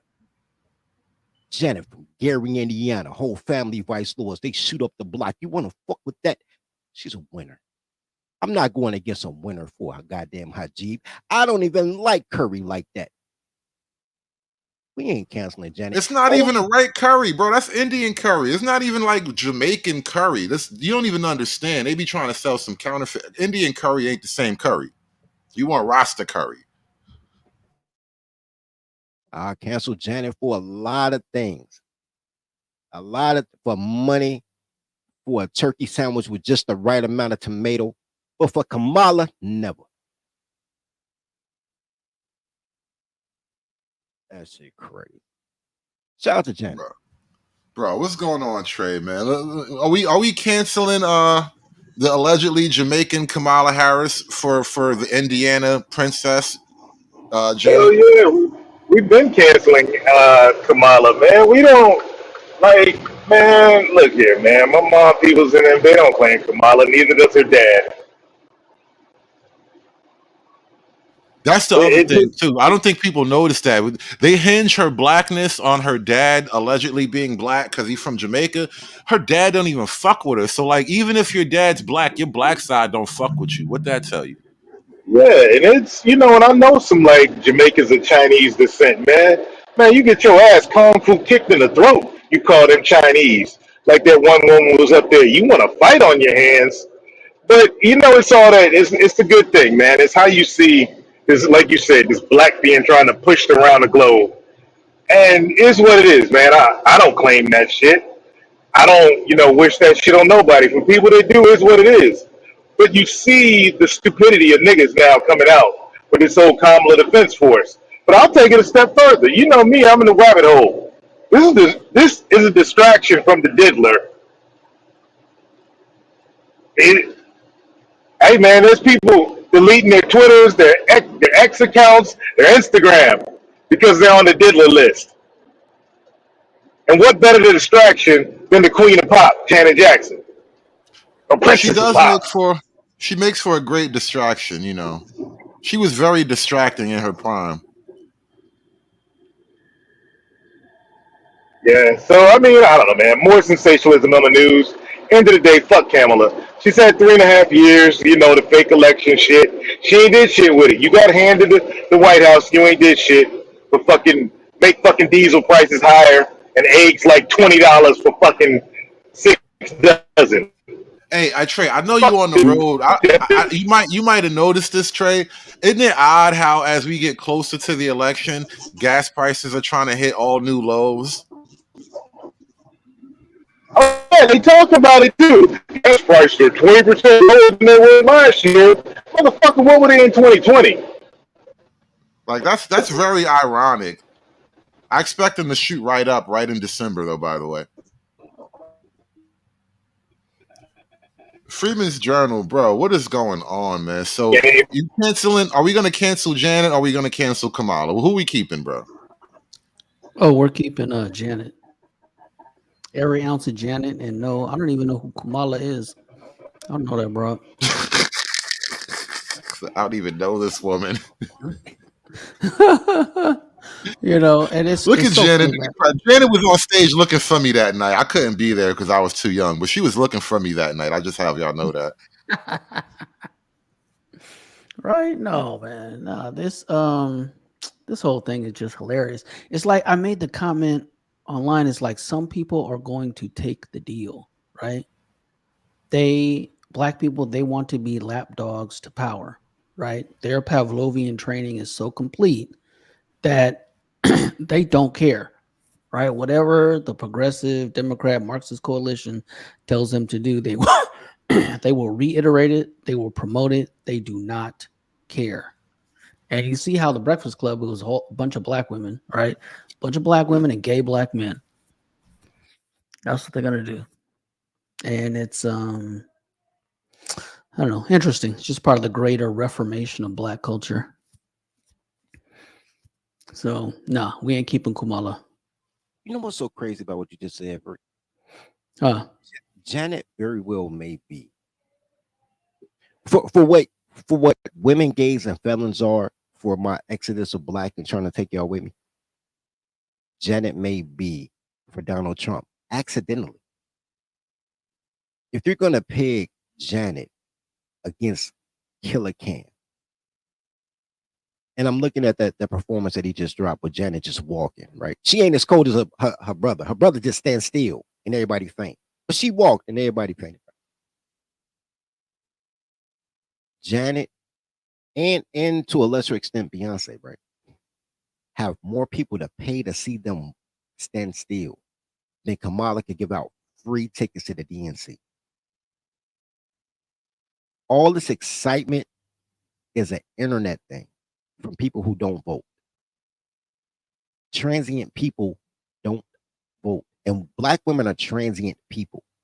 They don't have roots. Right? Like, yep. If you guys have ever like seen a woman without a husband, women are almost nomadic in how they move when their lease is over. So you don't have any attachment to anything. So I don't believe they have an attachment to a candidate. They have an attachment to an ideal. But I will put the ideal of the Jackson regime against Killer Cam any day. She was Penny, goddammit. She got hit with an iron.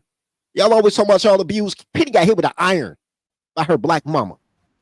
Right. Yo, Harris does not have any of the black experience, bro. She tried to write this line like, my Indian mother knew she was raising a black girl, so she raised me as a black girl. How the fuck does your Indian mom raise you as a black girl? That doesn't even work.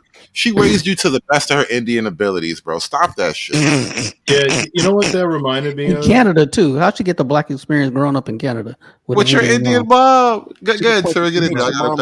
You know that reminded me of the scene in the Gandhi movie where like the Muslim came in to talk to Gandhi, and he's like, "I'm going to hell because I murdered a child," and Gandhi was like, "Go find a child, that's the same like age as the one you killed, and raise him as a Hindu." No, it was backwards. That guy was Hindu.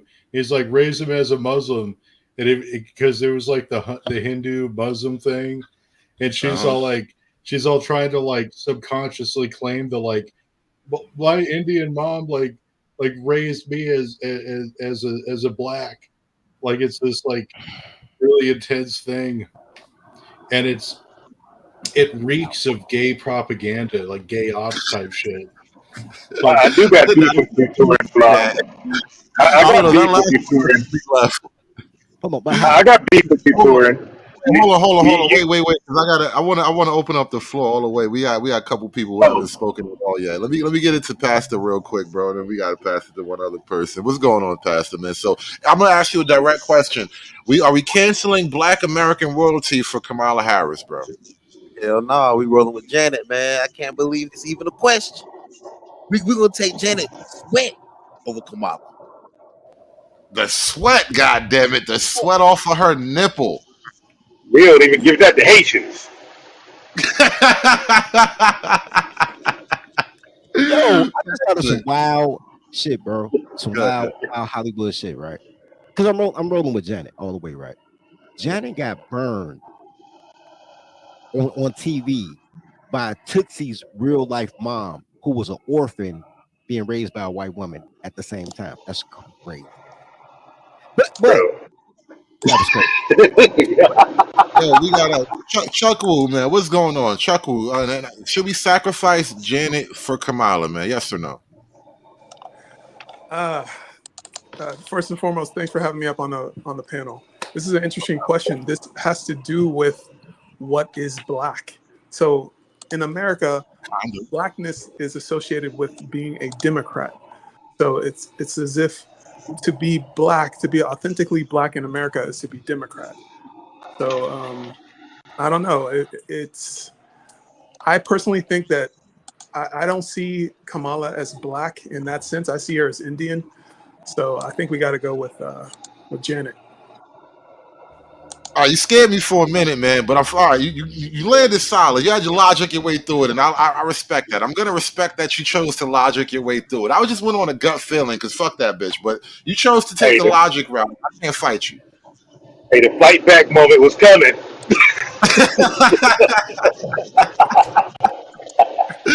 Bandit, what's good, Bandit? Same question, man. Should we sacrifice Janet for Kamala? So are we sacrificing a fake bitch for a real bitch? That's the question you're asking. And 100%, we're not sacrificing Janet Jackson. You gotta be out of your goddamn mind. Wow. That was go in, Bandit. Go in. That was Those meta. were hard white bars right there. That was no, not only that, but because that goes right back to the women, gays, and felons trading a real bitch for a fake bitch, and they trying to tell you that these trans gentlemen are real women. I mean, put it in this eyes. That was meta. Think about it in this regard. Who's a real woman and who's a fake bitch? I mean, that's what it really comes down to. Kamala Harris has done everything she possibly could to take away her femininity, take away what she stands for. She's fake as all hell. And Janet Jackson's probably the most real bitch you're ever gonna find. Like, am I wrong? Are you not white dudes for Trump, Bandit? Bandit, I Oh, think fuck Bandit's getting no. blacker You by got the out of your second. goddamn I mind. know, right? Go ahead. I'm about to take Bandit a just, and test Bandit this just out. found his inner Negro. Dude, like, But I think the question I'm here- sorry. I'm just happy these white people are terrible shots. Because, I mean, this is out of control. I mean, this guy doesn't even look like he's ever been to a gym. I know he's supposed to be in the military, but he looks soy as all hell. I bet you they IV him. He's leaking soy. Like, Well, he's in the it's just Ukrainian ridiculous. Foreign Legion, so it's not, it's not the military. that was meta too. This white No, boy's that guy's a CIA asset. Is I know. what it was. He's not a shooter either. He's a patsy. Right, Yeah. right. Bro. All patsies. This is modern day MK Ultra. I mean, look at Oh, him. 100%. All the shooters are patsies. No, The here's thing the is- crazy part. Here's the crazy part. If black is for women, gays, and felons, and he's gay, so he's officially black, right? He's honorary black because he's gay, right? You It's beat me to legendary the how black punch. people can't shoot. So it's funny that you say, yo, he's so bad because they all gay, bro. Gay people can't shoot because they He's also a Gon, by the way. By definition, I would classify him as a Gon, oddly enough. A gay ass white nigga. That's something I really. That's You know, something I'm I not really sure want that So that's a they- gom. So wait a minute. Is that a gom, a gay ass white man? Gay ass white nigga works better. We gonna still give him the nigga. Okay. Okay. How about we just give me some time? I'll think of a clever acronym for white people. White but this is how you guys should be really thinking about this. You look at Janet Jackson; she's like the essence of what a woman is, and Kamala Harris is the essence of what women think men should be. You're literally having a girl try to cuck you. That's basically what I must disagree right there, bro, because Janet is still a strag. She just gets my American pass. Yeah, but does Harris get your American pass? Fuck no, man, Harris the same. She just as Jamaican as me. Fuck no, she don't get no pass. But what I'm trying to say is at least Janet Jackson's trying to show some femininity a little bit and standing her ground. Harris will literally sleep to the top. Like if anything, her slogan should be BJ's for president. Like that should be her slogan. Like I'll take I a think load she at get elected if she wrote on that, bro. I don't want her to. If she wrote on the whole shit, they vote for her. Her new name is one vote. Hey, her new name is President Top You Off. Hoes win in 2024, bro. Think about it. Yeah. She brought out a hoe. She brought out a hoe for her Megan Stallion for her. Let's not act like Kamala wasn't fine at one point, though. Yeah, everybody start investing. Not act in like knee she pads. wasn't. Let's stop the cap. No. I'm not gonna say she wasn't, but here's the thing. Hey, yo, Wait, because I don't want to make it about Kamala sleeping her way to the top. Because there is no woman with real merit. Women are judged on beauty. Men are judged on merit. There is no functional woman. There's no toddler that doesn't need adult supervision. If Janet just slept with a man, she married a king. She got to the top of a man. If it wasn't the bag. I'm just saying, if it wasn't for Joe and 6 older brothers, so she still needed 7 men to be Janet. I'm not knocking a woman for needing a man to get on top. I mean, she just had 7 family members that were men ahead of her. Look at Rebe. Rebe was the oldest. She's sucking dick doing psychic hotline shit, right? Like you need a man to keep you. I'm not knocking that. What I am knocking is that, and Janet is a very big part of the gay revolution of the 1990s. We're not gonna act like that Rhythm Nation. 1980s, that 19. She was in the Yeah, mid 80s, 90s, all that shit. It is. That's what's ironic because y'all selling out, bro. Y'all that was y'all Yeah, bitch. And now y'all but about I told her she gets Hey, America's ass. That's a lot of it. niggas. Hey, yo, you right about that hood. A lot of niggas, y'all call the lame ass niggas that talk like DL Hughley. Like this nigga ain't have a pleasure principle on his motherfucking wall. Like the rest of these older Gen X's and some millennials, they have her on the high masturbation scales in the 90s and the 2000s. Man, get the fuck up out of here. No. Let me ask a question. It's gonna sound really, really like odd or whatever, but yo, do the gays have any loyalty? No, because they're women. No, they're women. Right. That's what I'm saying. Like, bro, y'all the most disloyal motherfuckers. Y'all not even loyal to sexuality, man. Oh, fuck that bullshit. Yeah, but let's put this in real terms. Who has They're been not more loyal of a to God. They're sellout? not loyal to nature. And they're not loyal to their own damn selves. Hell, they have the most cheating and the most ass beating, the most cheating in no relationships, especially the females. And then you got to go by race, right? Because white gay and black gay is two totally different gay. Right. Hold on, Bandit. Jump. You were about to say something? Go ahead. I'm not jumping in the middle of that sentence, man. No, hold on. Dave, I'm gonna give you the mic in a second, Dave. You just got here. I got you, Dave. I just got here. I don't know what the fuck y'all. Go ahead, Dave. Jump in now, Nobody knew you were here, I was Dave. just calling in. You're supposed to be incognito, nigga. Nobody knew you were here. So hold on. I know, man. Is Dave up here? Yeah, Is What I know is that Shawty got a lot of nerve for all of what she's saying, especially after she let that Arab man do all that stuff to her, and then she come crying back to America talking about, oh, he called me the N-word while he was banging me. You know. That sounds cool. Hey, she got all that. She got all right. that. I ain't talking that with her. That's some fun shit right there. Look, bro. Arab man? Never mind, man. Look, first of all, every woman's a Hey, victim. she married the nigga, bro. What I'm gonna do about that? Right, You right. got married. Oh, no, I don't give a fuck. I'm just saying. Money in his baby. I think it was a fair trade, bro. I'm just saying, All it's wild how y'all gonna tell an 80-year-old called black a man nigga he for ain't less. black no matter all the shit he been through. I've been said that. Man, Dave act like he ain't never choked a white girl while fucking her before. Shut up, Dave. Okay. They never fucked a white girl. Dave. That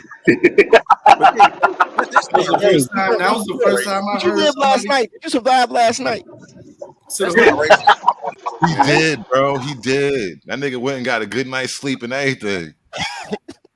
But this is a question I got though: is black just to do with having history of enslavement in America, or is it black to do with having African ancestry?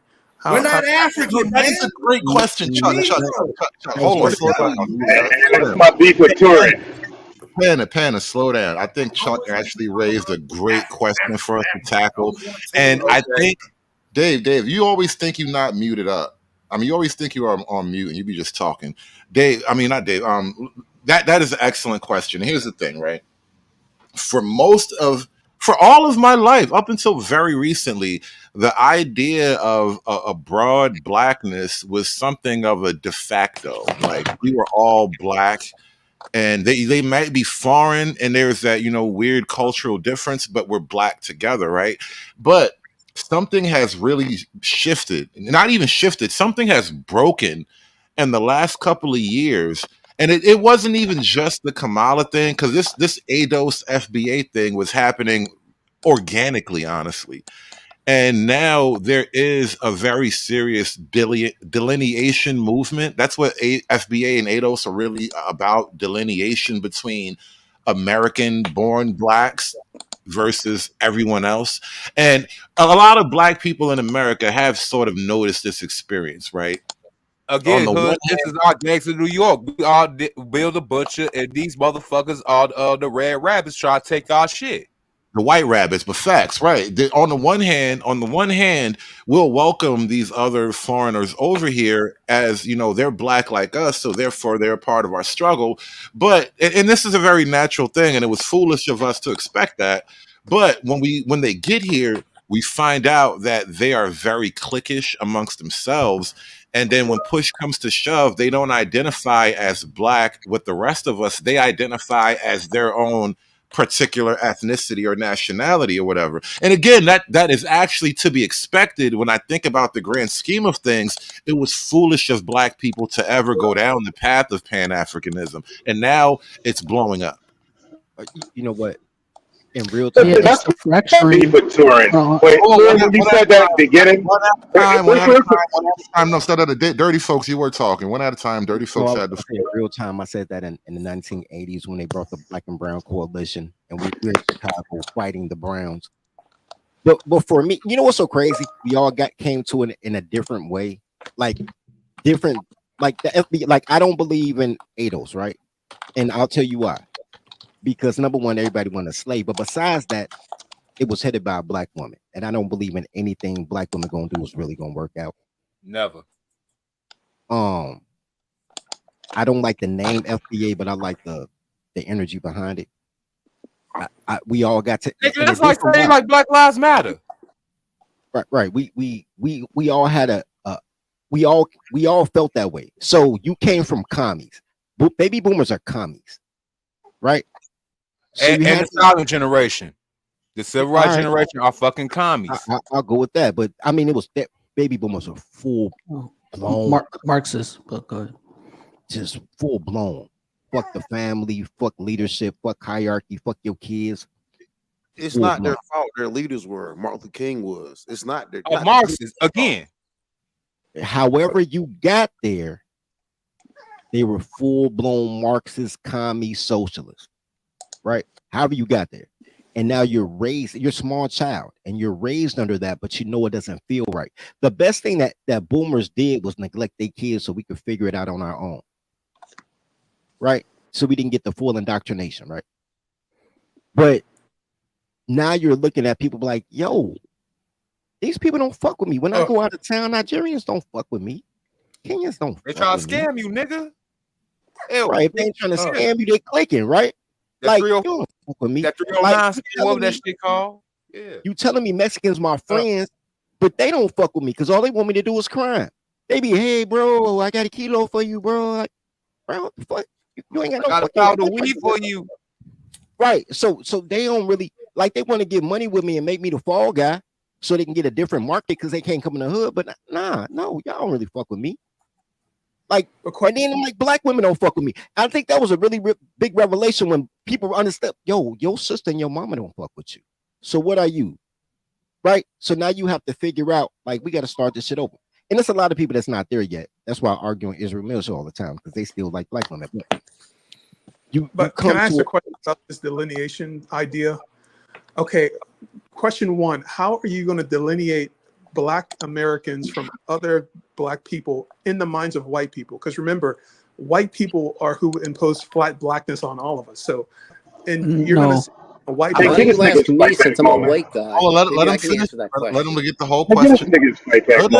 Whoa, please. Let him answer. Let him ask the whole question. Ask the whole question. So, flat blackness is something imposed on all people of African descent by white people. So, FBAs want white people to have an FBA category and a black category. So, are FBAs no longer black, or like what? How are you going to delineate from all other black people, but also remain black at the same time? Let me jump in first. Hold on. Let me jump in first. I will say something really quickly, and then I'll pass it on to whoever. I don't know that flat blackness is imposed by white people. I honestly think this flat blackness is something, again, Pan-Africanism isn't something white people imposed on black people.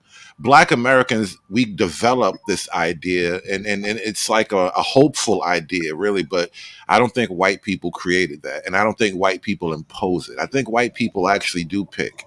They pick and choose. I blame Dave Brown. I'll say this, man. It's somebody who's traveled around the world. Niggas introduced this fucking toxic cancer to the rest of the world. Everybody before niggas started bringing this shit around was just their own country, their own tribe. And then niggas take this around and they fuck it up around the world for everybody else. Look at the passport bros. Motherfuckers is chilling. And then niggas go places and fuck shit up. Ain't no fucking damn black unity or whatever. We are delineated. White people ain't stupid. Daggone, you go places in Central America. They ain't stupid. They know you're a black American. They can tell by the way you walk, talk, carry yourself. You like to wear the brand name shit. They ain't crazy. White people here know the same thing, just like we know. We ain't no fucking Africans. Okay, now pick back on that, right?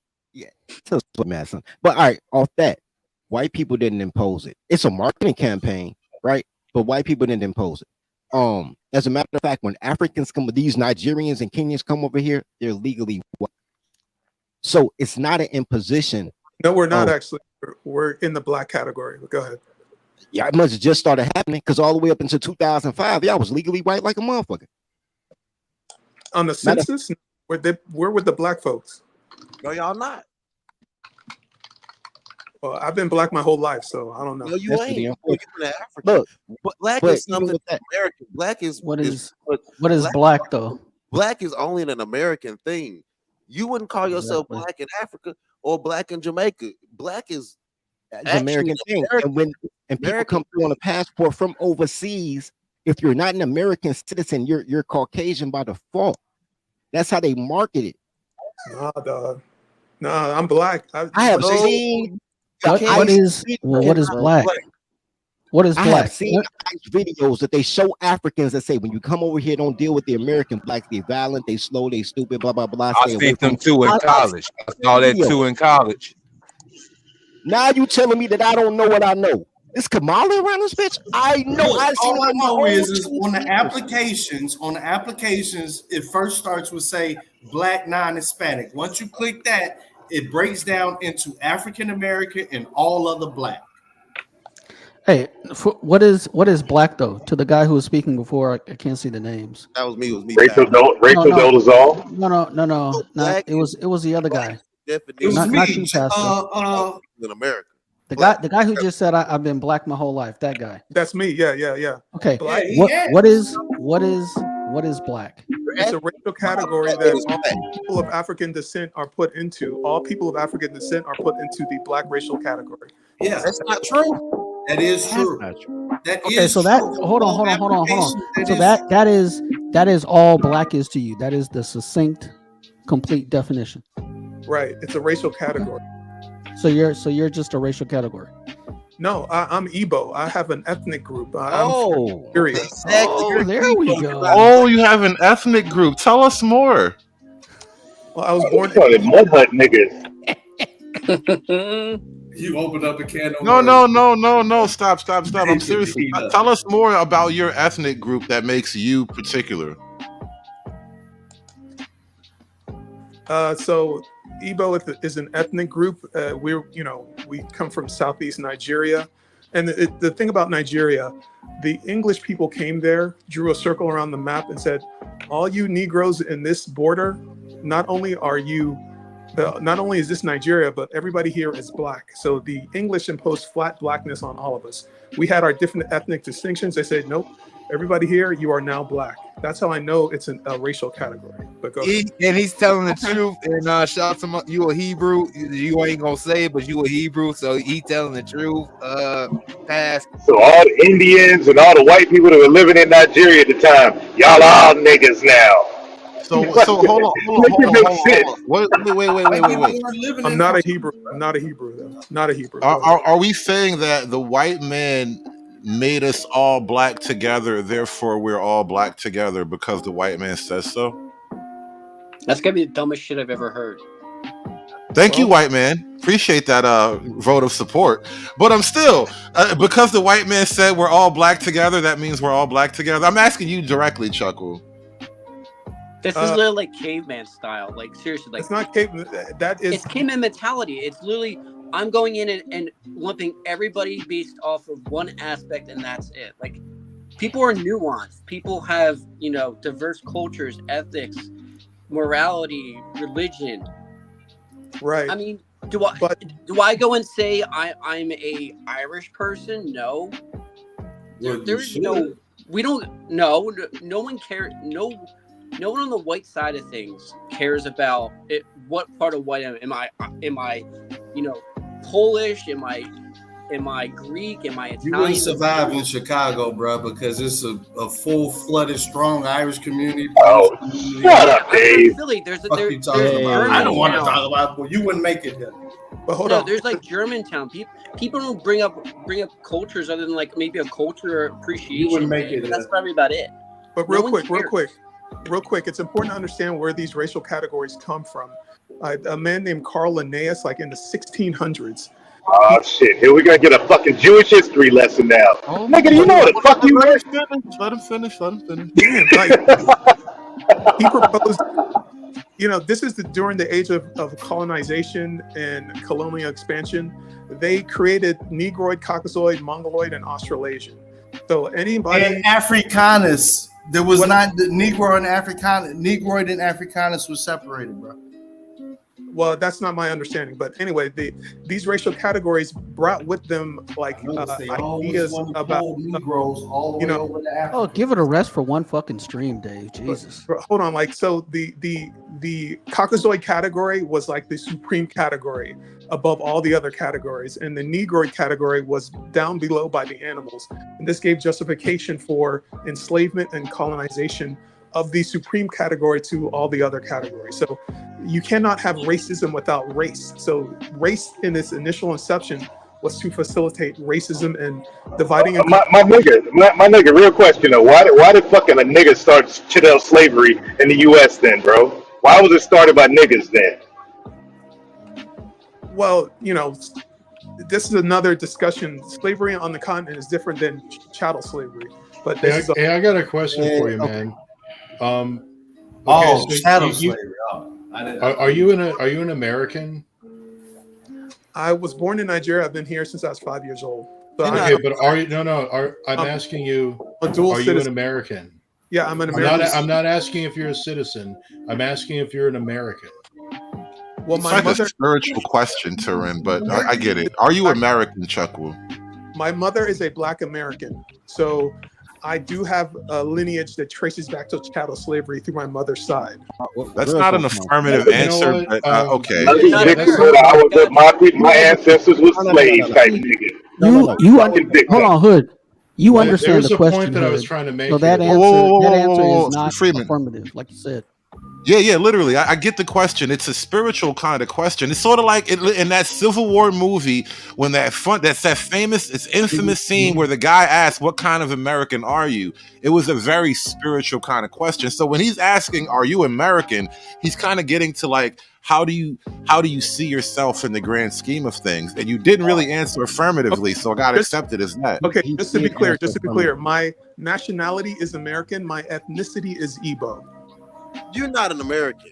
Fuck that. Yeah. Right. Unfortunately, that He's would have to be the Your case. ass, put this nigga on a boat. And that's why y'all missing out. Y'all don't understand dual nationality, man. No. I do. That's why we put them on the boat, bro. Let me say this in Chicago. I'm not trying to take it to Chicago, but I want Dave to understand because I'm trying not to kill him, right? Yeah. So Dave, Wait, I just got a question. Now, Mr. O is a BD. I know his area. I know that. Okay, nigga. right. I know his area. I know the niggas, right? But we can be cool. We can trade, but I know he BD. Right. I'm GD. Nigga, my name dirty, folks. I can't even duck you, but like, nah, bro, I ain't in Right. that. I knew you was GD from the start. I didn't even have the question. Right. My whole block though was Mickey Cobras. During the pandemic, it was the Mickey Cobras I was looking out for me. So it goes behind my, but we all know what we are. That's the Shiite and Sunni of niggerdom in Chicago. We Right. Once you like all in the game, it's all inclusive. Now I got a problem. Now you trying to make a nigga empire. No. Fucking no. If this nigga just come on West and we gonna shoot at that nigga till he get back on Halsted if he on bullshit. And vice versa, he gonna chase us up ass. Yeah, that is true. You can go back somewhere. That is true. It's Africa. I can't go back to another nation. I am as American as it gets. There is no. I just go to jail. I can't. I agree with you on that. Yeah, here. Yeah, like for me, I can say that I have my ancestry it's goes like the back Sunni Shiite hundreds in of years. Chicago. That's the most accurate. I don't know the ancestry for thousands of years, but I know hundreds of years. And I'm related to Poles, Germans, English, and Scottish. But do I call myself a Pole, a German, an English, or a Scot? No. I'm an American. I have no kinship with foreigners from other lands, even if I can look at my genetic history and see, oh, I'm related to these other people. Oh, like, maybe I had an ancestor that moved here from some other country. Like, no, I'm an American. That's where my loyalty is. That's what my concern is the well-being of the American nation and the American country. Can I ask you a question? Is your ethnicity American or is your nationality American? My ethnicity is American. So you're ethnically American. Yes. Okay. As are the black guys over here as well. Isn't that odd? Yeah, that's why I was we bringing are, it up. though. I've talked to other people on this panel before.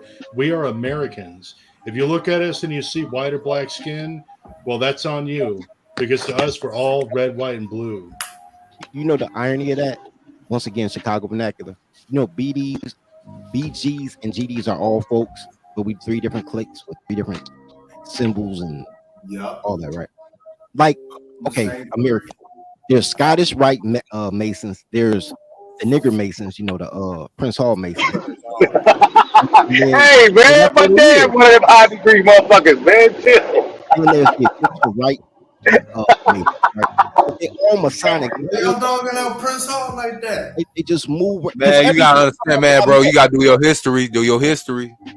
Because when I wanted to ride the goat, every Prince, I know some real cool Prince Hall Masons. Now, when I first tried to ride the goat, every prima donnas, man. Shout out to Jerry Butler, but the rest of them some prima donnas. Somebody need to read a Chicago decent. That's crazy. But Chicago is tribal as it gets, bro. Like, once you understand we are who we are, then you understand who everybody not. I'm not going, they not like us, but Chicago been on that. We're segregated, we're separated. No, that's just the beginning. So you come in here and you say, yo, they cool. Like the Puerto Rican girls cool with us, but the guys not. The Mexican guys cool with it, but the Mexican girls really kind of not. Right? The fucking it's just different. None of the Africans really like American blacks. And that's everywhere I go in the nation. Yeah, unless you want a sports team. You gotta play sports with an African for them to be like, all right, we cool. Yeah, but that's different type of tribe, right? That's a different logo. But under the logo of nationalism, under the flag of your nation, a person who has dual citizenship is a traitor. It's like being a BD and a GD at the same time. You are high power on colors. No, stupid. No, that's not the same. No, I don't think that will ever go back. Yeah, I don't know if I could call him a traitor. That's like you trying to be a G and trying to be vice lord at the same time. Now that's the way it is. Yeah, that's more like it. I can't really say that it's treason, but it's very suspicious. It's very much like the dual citizenship holders with Israel, where you know that they call themselves an American elected official or businessman or whatever, but their heart is in Israel. So it's very suspicious when somebody walks that line. You can't trust them either. Well, I'm trying to get dual citizenship for my kids. A person with 2 nationalities has no nationality. It's like a team with 2 quarterbacks don't have a quarterback. That's just good business sometimes, though. No, I mean, but you still loyal, bro. You still loyal. Not from the perspective of the team, it's not good business. Unless you're a diplomat, I mean, arms dealer, you know what I'm saying? Doing some other type of trade. I mean, depending on the situation, bro. Think about what you just said, an arms dealer. Shout out to arms dealer. I'm with that. But you still, if you have the Iron Curtain citizenship and American citizenship, you still have to pick a side. I would assume it's the side you were born in, right? Yeah. So, like, bro, when shit go down, I know who you gonna ride with. It's gonna be like Order 66, right? Look, I thought these motherfucking stormtroopers was on my team. And Order 66 coming, now I got to do a backflip on some Yoda shit. Here's the thing to my African my African dude over here, bro. It's that when you come deal with like more far right, conservative, or even libertarian, right leaning libertarians, they're gonna be cordial with you. But as soon as you start talking that woke, Don, fucking DEI shit, they're gonna look at you like you crazy, and that's when you're gonna start, getting the fucking shade thrown your way. You eat fufu, nigga? And that was kind of mean to say. Do you eat fufu, sir? What the fuck is fufu? Fufu sounds like a girl from the projects. You eat Project Girl, sir? Nah, they do that. I don't know if he eat fufu. He eat fufu. He ain't black. We don't eat that shit. He don't want to answer that question. Yeah, why can't we just have a? It's an African dish. Yeah, fufu. Do you eat fufu? That's crazy. Yo, wow. Chuck who dropped off the panel, by the way. He's not back here. Yeah, he got tired of crazy. What was you mean the guy that was talking about like the African ethnicity thing is gone? Has he left? Because I can't see. He in the chat. Yeah, he left. He's always welcome on the panel. Yeah, he got dropped off. He's always welcome back. Oh, that's sad. Because I was hoping to talk to him more. Well, now he actually raised a great question, and this is something I've been following. I've been tracking this for a while now. There's an organic breakdown of the pro-blackness, and black politics in general was kind of hitting a roadblock, but there's an organic breakdown in this Pan-Africanism thing that's just, fascinating to watch. Yeah, well, I mean, it's like for the people of the American nation. There's one bad thing to it, though, Hood. I've never been this racist in my life. I've never been this racist, though. But see, are you being racist? That's the first question. And then if you say no, you're not being racist, then doesn't it kind of mean we have to like soften our stance on what we consider white people being racist? Like maybe they weren't exactly being racist either. Like maybe a little bit, but not in the evil, ugly way that we accuse them of. Well, here's something funny about the word racism. Them is racist, yo. It just is what it is, and I'm starting to look at myself like, are you a racist? Well, but then if that's the case, then aren't we all? And then is it so evil? I just recognize patterns.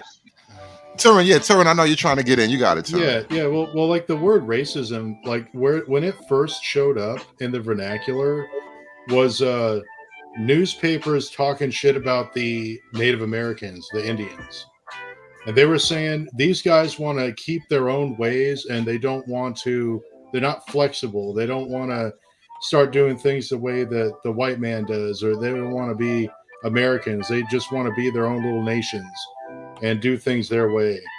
And so they're racist because they only like their own race. So that's where that word comes from. Because they were still eating each other, bro. I won't even go down the rabbit hole, but some tribes were eating each other. Well, like at that time, it was like the 1870s. It was in the last. We have a full house right now, gentlemen. The studio is full at the moment. My apologies to anyone trying to get in. Turn, I'm sorry. Oh yeah, well, I mean that was during like the time of the wars with the Cheyenne and the Apache and the Comanche, like that, like the time period of those wars. You know what I'm talking about, like the classic Indian wars that people usually think of. Yeah, it's like this, man. We talked about it last night, Turin, as far as how nations become nations. It's a lot of strife and conflict goes into creating a homogenous nation that's built around certain values. And here's the deal: Americans won. So, okay, you're here, the flag is here, your feet are here. Now you got to live by our values or get the fuck out. Well, that wasn't just one-sided. Like the whole reason why the founding fathers thought that they could move from a system of having a birthright king to an elected leader is because they saw that happening from the Indians. Like they were inspired. And then they read about, the Roman Republic and stuff and about the Greeks. but they hadn't actually seen that being done in England, but they did see that in the Americas. So it's not like they didn't have an influence on the founding of this country. Yeah. They did. Well, yeah, I mean, you're looking at like tribes like the Catawba and the Iroquois that were civilized, that could sit down at the table. But the other tribes you mentioned, bro, were taking scalps. Well, there was also the Diné or the Navajo. They were pretty cool. Right. Here's a problem. Seemed like they all got fucked over though. Oh, Trey, here's the problem. Here's your problem with that, Trey. Because you're adamant about assimilating and being a cracker. I'm adamant about just being a warlord. So, but here's the thing. There's a great movie. It's in French with American subtitles, but I can't remember the name of it. City of God. But you don't even know what I'm about to say, Dave. How you know? I was just hoping you was gonna say City of God, man. That's Portuguese, nigga. That's Portuguese, David. David, dirty folk, focus. You were saying something, Dirt. Anyway, they were talking about the American slave trade. That's why it's a French movie, because America can't be honest about their history, right? Only other people can talk about you correctly, right? And the subset is you have some slaves who, without the authorization of their tribal chief, they won't eat, they won't reproduce, they won't talk. They just sit there. And then you have other tribes of Native American slaves who will sit on your lap like a dog and work harder than a mule. So that was a reinforcement of some of my own study. So of the hundreds of American tribes, right, only 12 are recognized, right? And they're part of the Muskegon Council. Can I ask a question? Real quick, one last thing. All the ones that got conquered were the matriarchal tribes. All the tribes who gave the land down to the Southerners, where the white man could marry a native woman and get the land because everything went to the woman. You mean niggas? Yeah, niggas. And then the 12 that had men had elected chiefs, they created the outline of the Constitution, which is why every law in America has a tribal code at the bottom. Yeah, the Iroquois and the Algonquins. I just want to real quick though. Are you saying that Black Americans have no African origin? That Black Americans? No, we don't. You fucking goddamn mud hut motherfucker. We don't. No. We ain't like y'all. You're not like us. Yeah, the only. Trey, you're going too far. You're going too far, Trey. But hold on. Let me say this. I want to answer this question directly. I think it matters not. At a certain point, let's go by, because I know what Trey's saying. There's the one argument that we've been here, we never left here. I'm not taking that argument. I'm going to go by the traditional version of history. At some point, we're no longer truly African. We may have been African when you sold us, and I'll never forgive you for that, by the way. But don't give that nigga ammo, Dave. No take backs. We're not African anymore. Man, fuck that. Don't even give that nigga any credit, man. That's assuming the position of the victim. Nah, nigga, y'all the victims. As early as fucking Joseph Conrad wrote in the 1890s, y'all motherfuckers was still over there eating each other. Negroes in Negro land in the 1860s. Y'all motherfucker was barbarians eating each other then. Y'all weren't even nations until the 1950s. Until the 1950s, y'all motherfuckers was still running around naked until the white man turned y'all into fucking real nations.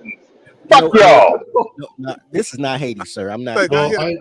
If I may, I would like to just kind of point out again that I have a bunch of heritage with a bunch of European. He want to exclude himself from it. Like, who? Will you let the man talk? No, he not black, bro. Chill. Let him finish. No. I have European. No, not you. I'm talking about the guy. Trey. You talking about Trey? No, Trey is definitely not black.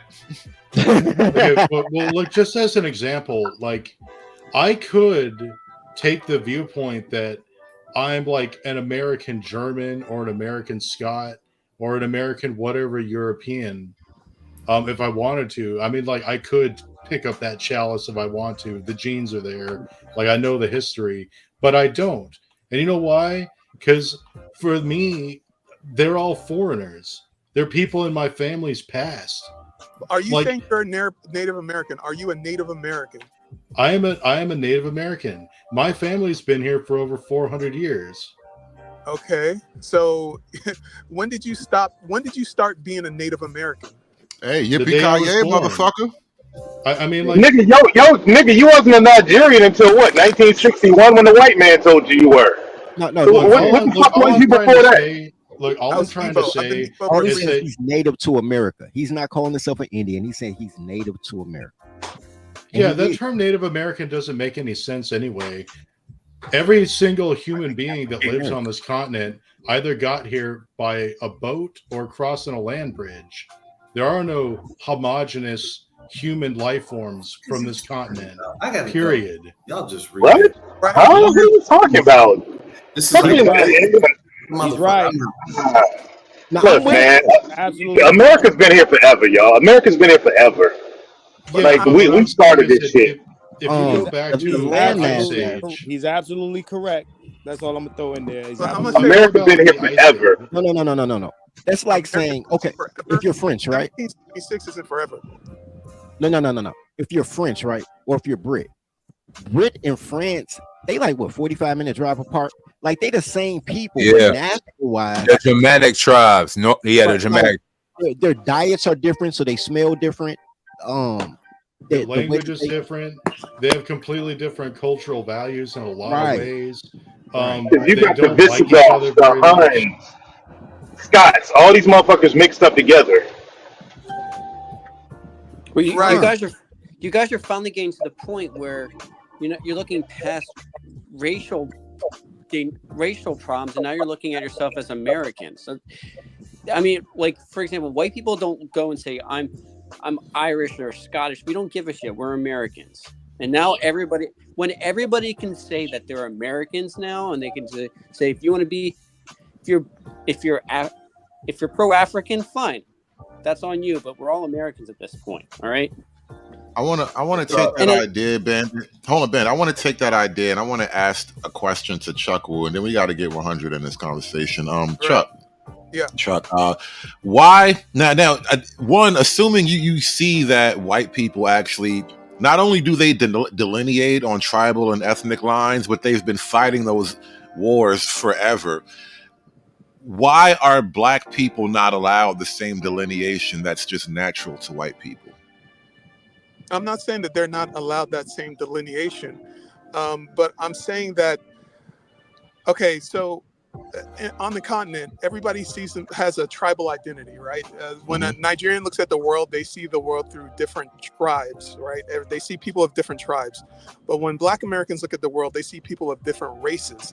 The Europeans have racialized the minds of Black Americans. So you don't see races anymore. You don't see tribes anymore. You just see races. It seems like now you're trying to draw tribal lines based on nationality. So you are combining your race with your nation. So you're creating like an ethnic group based on the nation.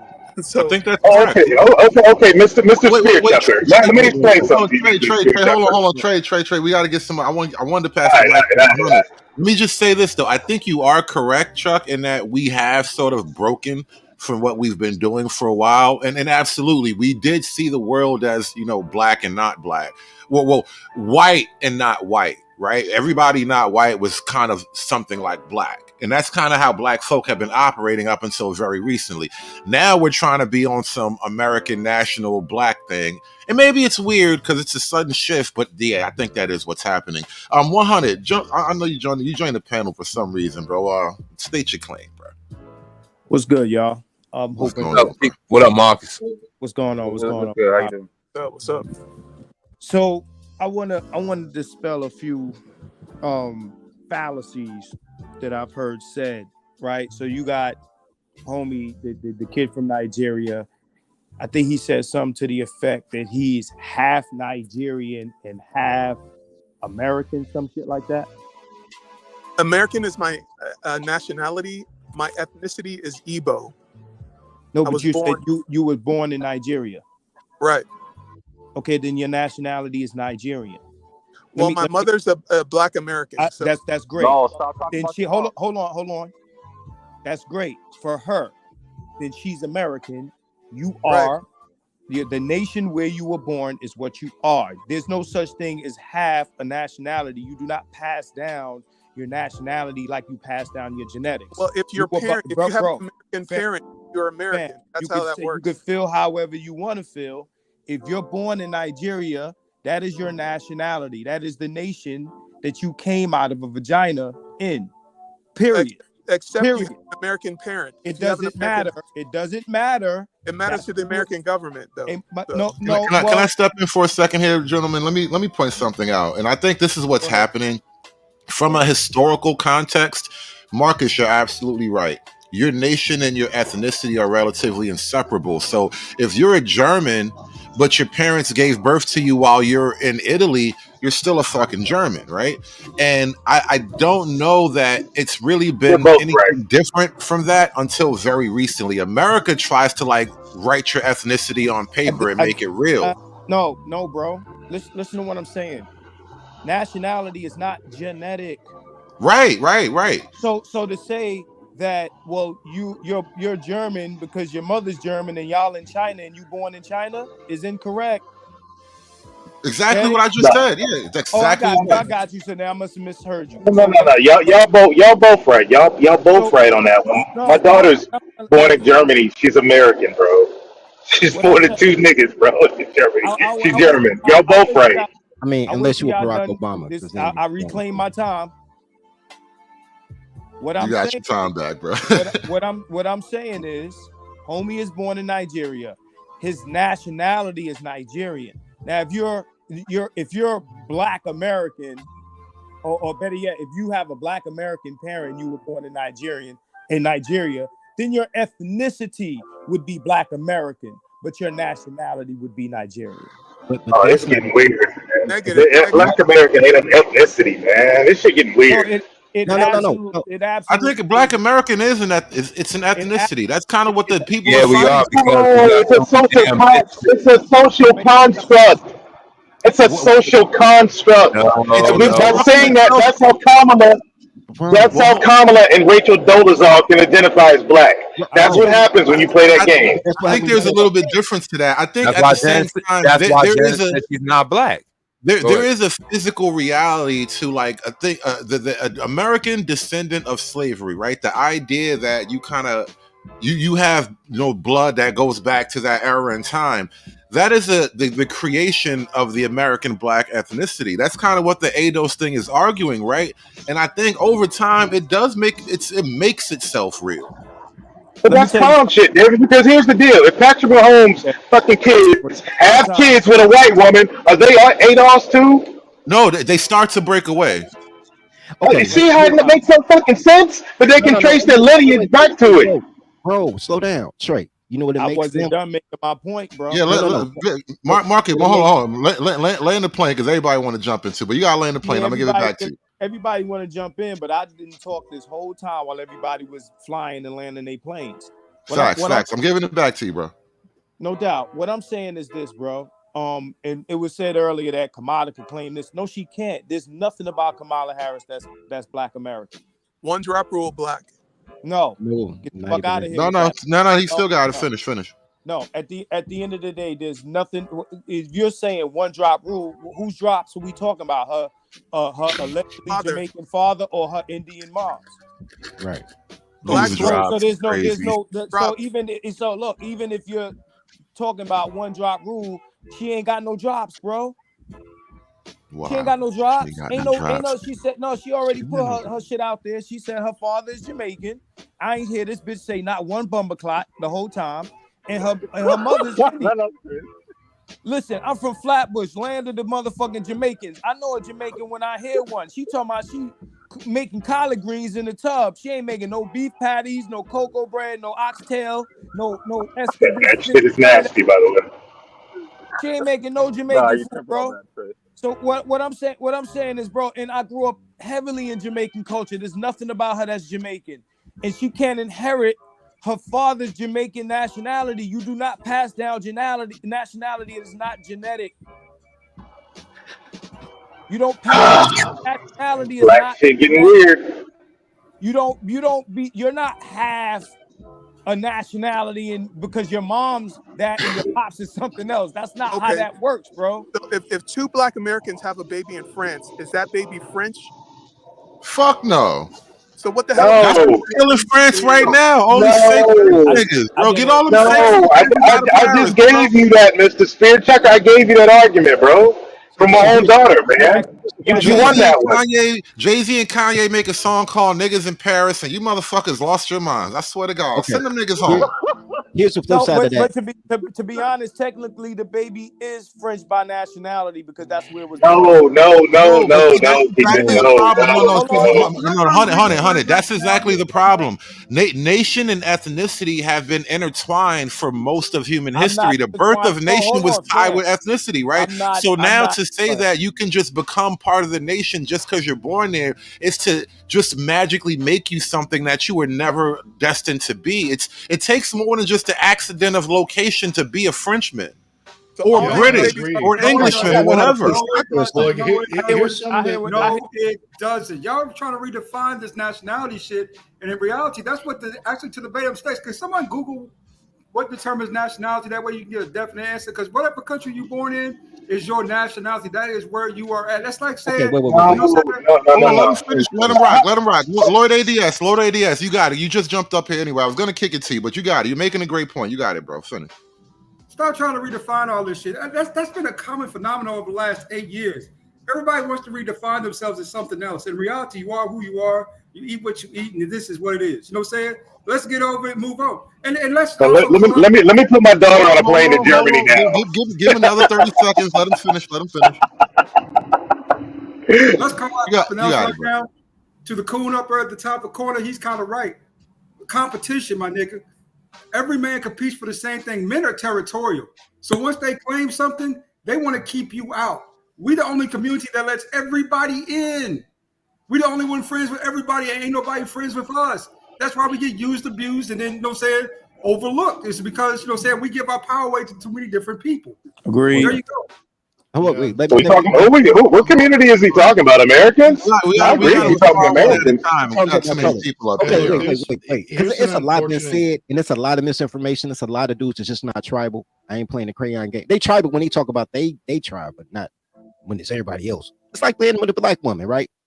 I need black men to be with me, but I date white men. Anyway, look, if you're in France and two American people birth you, you're not French by location. That is like saying, for all my military friends, if you're in Germany on an American base, they call that U.S. soil, but you're in the middle of Germany, but you're still a U.S. baby.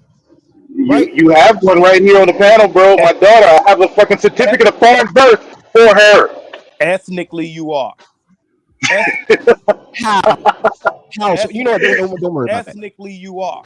You can't tell dumb niggas nothing, man. I'm sitting up here. I just got off the phone when my daughter called me while she was up here. I have an American certificate of foreign birth for her, born in Germany, to me and my ex-wife.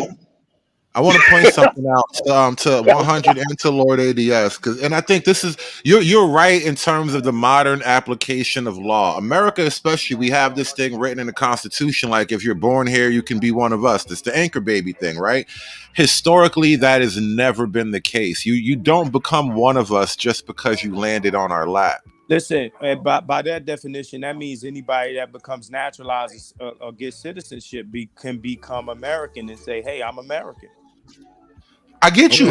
I'm saying in the modern context, you guys are absolutely right. That is the modern definition of nations. The traditional definition of nation is a lot deeper. And now we're having this conflict of the traditional definition versus the modern definition, because here's what happens. If we only go by the modern definition, then all of these new, these various vague Latinos are just Americans because they get here. And if we don't keep them from becoming American, then we'll no longer be American. They'll be the Americans. Here's the thing real quick, and I dealt with this with my daughter. Give me a second here. I don't know who created it. Was Obama created that Dream Act or something, or Bush?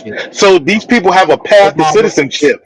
Yeah, that's how it works. And what they're trying to change is to make them all anchor babies. They come here. When you're born in a foreign country as a military brat, You have a choice when you turn 18. You can pick that country's citizenship to be your dual citizenship. They give you that right just because you're born there. America, they just got it all fucked up. Thanks, Obama. I hear what Not you're saying. only that. Hold Not on. only that. I hear what homie's saying though, but my thing is the idea that the problem, and it sounds like y'all are saying it, but y'all at odds with what I'm saying. I'm saying kind of what y'all are saying. The fact that a person can pick and choose what their nationality is based on XYZ is a problem. It's a problem, right? Can I read you the definition in the chat? It's right there in the chat. Y'all read it. And then y'all get a clear understanding of what nationality is. You know, okay. Nationality is determined by a variety of factors, including birth. A person's nationality can be determined by the place they were born. This is known as just soil, which means birthright citizenship. Inherits a person's nationality can be determined by nationality of the parents. This is known as sanguineous, which means right of blood. Naturalization, a person can be a naturalized citizen of a state of being accepted into the country's framework. Secession of territorial wire, or chop off a word. Yeah, I chopped off a couple words, but you get the gist. You would agree that some of that is contemporary, right? Very contemporary and contradictory situational. too. Okay. Hey guys, there's a practical concern here that that is a recent thing. We all enjoy a common culture and history and language to like varying degrees. Like there's certain things that we all have in common that when you apply all of those things, you put them all together, that makes us Americans. Well, America has been running an empire for about 80 years or so, like after World War II. And we've made a lot of people in the world very unhappy with us. And our power in the world is rapidly diminishing due to incompetence and a bunch of other factors. The point is that we're going to find ourselves beset by basically everybody. Most people are going to be against us in the world. And if we don't find a way to prevent ethnic conflict, like different tribal groups trying to break out and try to do their own thing, which will lead to the extinction of our nation and our country and everything that we take for granted, then we're going to be fucked. We're going to live in a fucking, like, the Dark Ages, like Europe did after the fall of Rome. We can avoid that, but what we have to do is we have to congeal together, right? We have to make sure that we need a fall. A good sir to the top right. We need a fall. See, look. No, we don't. Not that either. We don't. Yes, we need a lesson learned. We're gonna wind this down. By the way, we're gonna have to wind this down. By the way, we're going for a little while now. But Turn Flang, I want you to wrap that up. But you actually like where you're going. Well, look, like America is gonna fall, like the way it has been in the 20th century. That whole like us being the superpower and us getting the cheap shit from China and us not really people being concerned with whether or not they feel like working. Or like being concerned with trivial things and like arguing about it. We're going to have things a lot more tough, like the way people had it in the 19th century and the early 20th century later on. And that's probably going to persist for a long time. But that will still leave us with a great nation where we'll have a high standard of living relative to the rest of the world. But that could devolve into ethnic conflict and separation. And we could end up like the way Europe was in the Dark Ages after the fall of Rome. We could end up like that. And I think it would be better if we decided that we're Americans and we're going to live together, rather than try to focus on like trying to make like a little black America or a little white America, or letting like little enclaves of foreigners that just got imported in.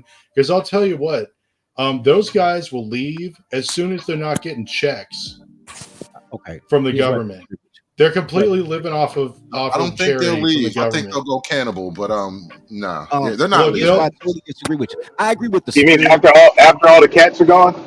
No. All I'm saying is that we're going to have to learn to understand, like as a whole, that we are the American nation again, regardless of what we look like on the outside. Like everybody who believes the way we do that we're Americans, we're going to have to make sure that that remains strong, because the consequence of letting that go is really severe. Hey, you're like an It's not really going to be optimistic. bad. Hey, Turin, you're an optimistic black pillar. You're the first one I've ever met, an optimistic black pillar. I was just thinking those same 2 words, bro. That is an optimistic black pill. Yo, check this out. But it's not. No, but here's the thing. Here's why that doesn't work. And I'll tell you why. I'm out, y'all. I ain't been able to finish no point. Peace, y'all. Peace. Look, this is why that won't work. The American part will work. The coming together, congealing, be having pride in the red, white, and blue, that can happen.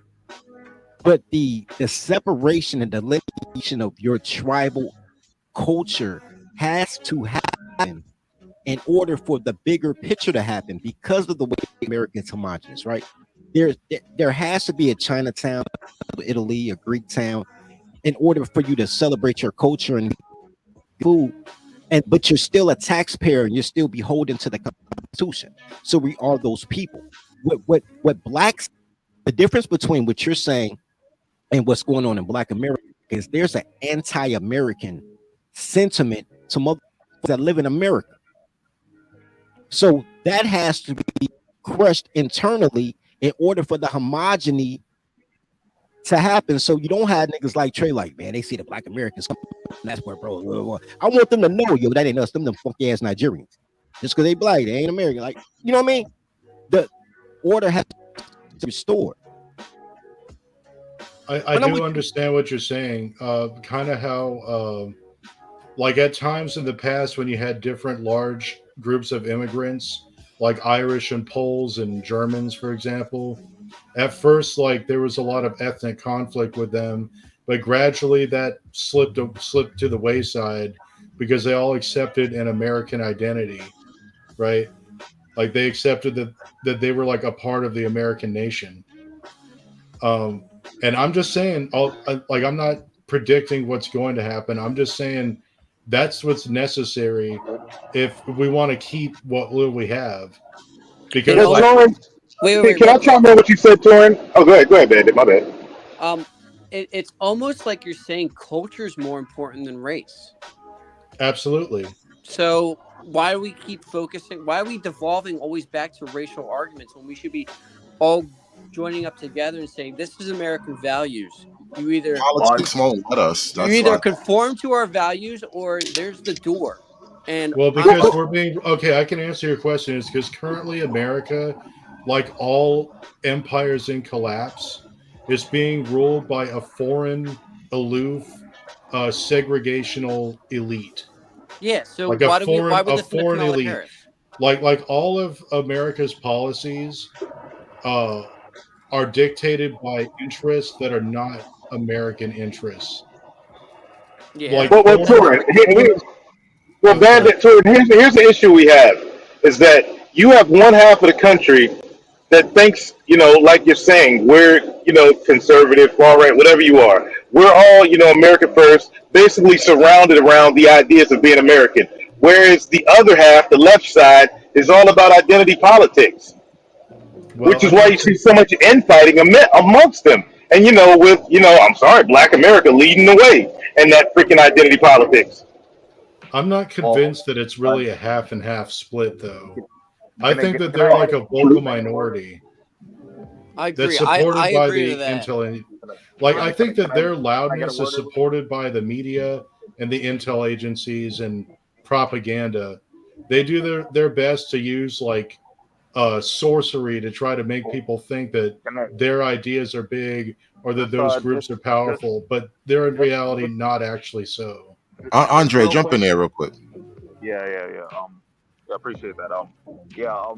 This is why I hopped up on the panel. Because Chuck will, like I was saying in the chat, like he's the African Dave. Like he actually has a ranch in Cuba to channel. Well, I mean, Pan-African, there's a pan. I think the Pan-African thing, Black Americans may not see it this way because but to be Pan-African is to place your American nationality as like secondary or non-existent even. And to be Pan-African is like you're serving the African interest more than you're actually serving your own American native interest. And I don't know if Black Americans really see it that way, or maybe they do, and they do it out of spite. Whoa, worse And than that. Worse than that. the other reason why I hopped up on the panel too is like when you guys were asking him like if he's American or not, did you like? I'm surprised none of you guys checked him on this. Is that like he went into a story instead of a yes or no answer? Like, are you American? Yes or no, right? And he's talking about his mom is his mom immediately. Yeah, dude, he answered the question. He answered the question very directly by not answering it directly. Right. We said, like, saw that. he made it clear what his position was. Right. My mama American means you're not American because women not trying you are what your father is. But with that being said, and dirty. So like, what do you always say? What do you always say? Like who Black people are? Women, gays, and felons. Yep. So prove the point right there. Bro, I'm undefeated on this, bro. People just don't like the way I say it, but I'm trying to tell. Look, here's the thing about Pan-African. It's worse than what Hood said. Worse. Because to say you're Pan-African in Hood's definition, that means that you have more loyalty to Africa than America. It's worse. They like the idea of Africa. So you really only beholden to your imaginary friend. You're a toddler.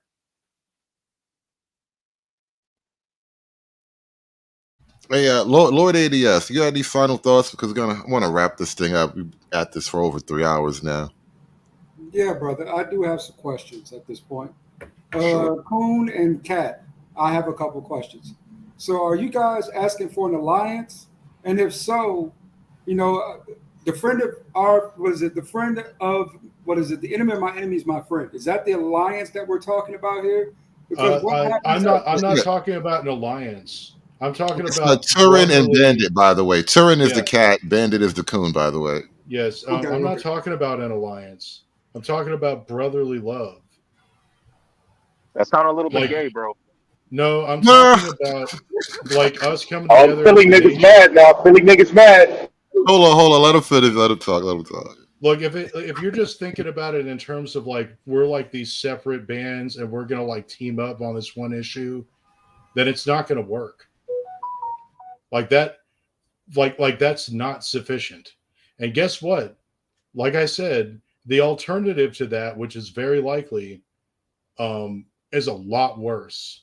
That we become Latin America, which is a third world country. No, what we'll have is extreme violence. Yugoslavia is what will happen. Cleansing. We're going to have war that's like nothing that this continent's ever seen. So you're thinking South America, and I'm thinking South Africa, and its magnitude's worse than South America, I believe. Yeah, no, Bosnia Herzegovina, 1994 is what it would look like. I agree with that. I really do. And I don't think it's a friend of my enemy is my friend. I think it's we live here. We all under the same laws and rules, except for the people that come here who don't have to follow our laws, rules, or customs. It really is us against them. I understand what he's saying. There's a thing. Because only men are tribal, right? Only men are tribal, right? So once you understand that, when you're a matriarchy, you don't believe in nation. Right? That's why you have all these quote unquote black women ready to give up penny for a foreign bitch. Yeah. Right. Well, Dirty, it's worse than that. Women. Women want to be the national. They want you to be the slave to them. No, they want that is the mentality. They want to be worshipped. They don't believe in nation. They believe in worship. No, right. Their nation is themselves. No, their nation is self. Right there, you go. Yeah. So it's not really. They don't see nation in any functional capacity the way we see it. Their nation is internalized. No, they see village. That's what they don't see. They don't see nation. They see a village. Right, they're in the nation of self-aggrandizing, right? So it's worship me because I'm a girl, right? And it's even worse now because fat girls want pretty girl privilege. It used to be at least you knew it was ugly, you had to hold the coats. Now they all want to be. And this is why women don't understand like sports fandom, because they don't understand teams. They just know themselves, and that's it. That's why you'll never understand like girls go. Why do you like women are fans of whatever dick they sucking. Yeah, they don't give a shit. They don't understand the whole. But the reason why I say a temporary alliance is because once this is all said and done, things go back to normal. That means the white man is back in his security blanket again, and he doesn't need us anymore. So these Okay, Lord ABS. Let me tell you something, Lord ABS. I have nothing in common with you, bro. Like we may both be melanated, but I have nothing in common with you. When we go somewhere, like we all in a group, I'm going over there to kick it with Tuan Flong and freaking Bandit because our ideologies, our culture, our mentality align. We have nothing alike, bro. Here's the problem: you look at other people of skin color and you think there's some kind of similarity. There isn't, bro. Well, can I make something? I'd like to make a point. Things are never. Hold on, Terrence. ADS, yeah, you respond, please. I'm thinking strategy, brother. You're thinking emotion. You're thinking about frames and ideologies. I'm thinking about the better of our. Bro, what skin color is emotion, bro? Skin color. Ahead right now, you're just thinking right here in the moment. You're not evolved enough to understand how this all works. So I'm power to the people, bro. My 50 years on this earth. That's how it's been, right? Power to the people. The white man gonna hold us down, right? Trey, hold on. Let's bring a little bit more seriousness to the conclusion. I see the issue that you laid out, Lord ADS. Let me try to steal your position, ADS, and this is something I've heard so far. Dirty folks, you said this several times, and I've come to this position independently before you and I knew each other, and so when I heard you say it, I felt like there was something growing here. Maybe there's room for Black people to understand a certain thing. By numbers, we can't be number one. Just by numbers, we drastically outnumbered in this country, so we can't be number one. If we allow these other minorities to come in here, we could never, ever be number two. And so fight for number two and be respected in that, or die. There you go. Can I make Lord ADS? I wanted to put that to Lord ADS. I'd like you to respond, and Torin, I got you as soon as he's done. You're beating along the same path that I'm going on with this. You just called it out a little earlier. So that's what I'm sort of thinking too in this particular circumstance, because hierarchically, why we don't have the numbers to really compete against our counterparts like that. We're too decimated. So what we kind of need to do is, like you said, is maybe even form a temporary allegiance, because we know where it is. We know what happens next once this all gets cleared up. Things go back to normal, and normal isn't really good for us. It's not getting ahead. It's just going back to where you were. Excuse me, but there is not. Bandit, and I'm gonna be that guy and be like, no, don't trust that nigga over there. Don't link up with us. Order in the court. Sir, please. You was waiting to get in there. This concept that you're bringing forth of like going back to normal, your only frame of reference for that is the 20th century. And the 20th century was the most unique time that any nation has ever had in the entire history of the human race. Okay? That wasn't normal. Okay? What we have to look forward to is something that's a lot more tumultuous than anything that your grandparents ever could have dreamt of. The stability that every single person that you've ever known through your entire life took for granted won't exist. When you talk about going back to normal, I assume you mean like the relationship where like the whites racially oppress the ethnic minorities, like the blacks and all that. The kind of thing that you have to look forward to, if we don't put that type of thing aside, is extermination. Like, it's not going to be like, oh, we're going to like enslave and like abuse these people. It's going to be, you're going to be wiped off the face of the earth and be extinct. And that's going to apply to everyone. And it's going to be more horrible than anything you've ever seen. So I want you to think about that. Man, doom and gloom, turn doom and gloom, man. But I'll bring it back. I'll be cool this time, man. But here's the thing. Like, I don't know how old you are, ABS, man, but there's never been this white oppression going on in any of our lifetimes up here. Not even in my mother's or father's, there wasn't this white oppression. You're talking about some mythology from people that are all dead now. But we're living at in modern times, the 20th century was the most prosperous. The 80s, the 90s the 2000s until that fucking Kenyan dude got elected. America was chilling. Everybody was together. America was so together on the day after 9/11. It was wild. Crazy nigga. You get on my motherfucking nerves. I don't know who you are, nigga, but you's a dumbass. I was so upset, bro. Okay, I see. I was dumbass. Now I pulled your card. I pulled his card. You see? He's annoying though. He like You see what we're dealing with. every once in a while. What do you mean, little brother? Trey, you know you be taking shots. Don't act innocent, Trey. I thought I was being cool. Hey, am I lying about the 80s and 90s? This nigga don't even know his stuff, Trey, I'm kind of with you, and that was gonna be my question to Go ahead. You got it. I can't deal with niggers. No, that was gonna be my question to Lord ADS. When have you seen this racial revolt that white guys are just shooting niggas in the street? Like, where is the war?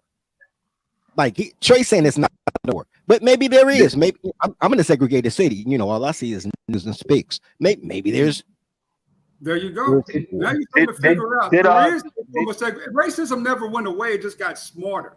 I see some white from about neighborhood too dirty. Hey, I got a video. Hold on. Let me offer this to the chat, to the panel. Roy Benson says, "Nah, there were issues," and I accept that. And I'll never say that there were never. Hold on. Let me finish. I will never say that there were no racial issues. How can you ever imagine a life without issues? Who the fuck do you think you are? When all the issues have been from niggas. All the problems come from niggas. Niggas started all the shit. The issues will always be though. Like, hold on. Are we aiming for a life with no issues? Is that really what we're after? That sounds childish. I'm saying the problems were self-imposed by the so-called blacks.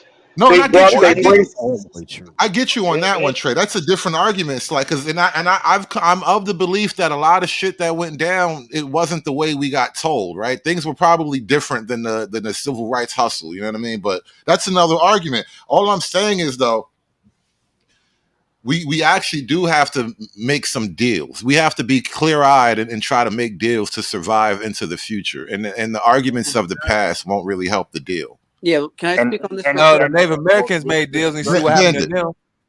Okay. Well, I've been patient. Just real quick, just aiming for a life with no issues sounds kind of gay.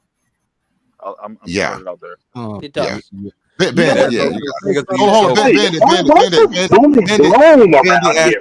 asked for the floor. Let me get it real quick. All right. So, first off, why is it such a bad thing to work with other races? I don't understand this concept at all. Like, okay, let's do this. Okay, no, let me finish. I've been patient, waiting everybody to speak. If we're aligned, and other races can work together, like we have a good vested interest. Maybe we can break all these damn barriers that are tearing us all apart and actually focus on the real problems instead of worrying about this stupid minutia shit. Like I'm sick of the whole us versus them, just because of skin color. Like, you guys see me all the time. I'm here, like, I want to coalition build and get shit actually accomplished and not worried about this stupid racial shit. Like, are we past this point? Like, when is there going to be a point when, okay, 100 years ago, shit went down, shit was bad. I understand that. Okay. However, I wasn't alive then. My parents were barely alive then.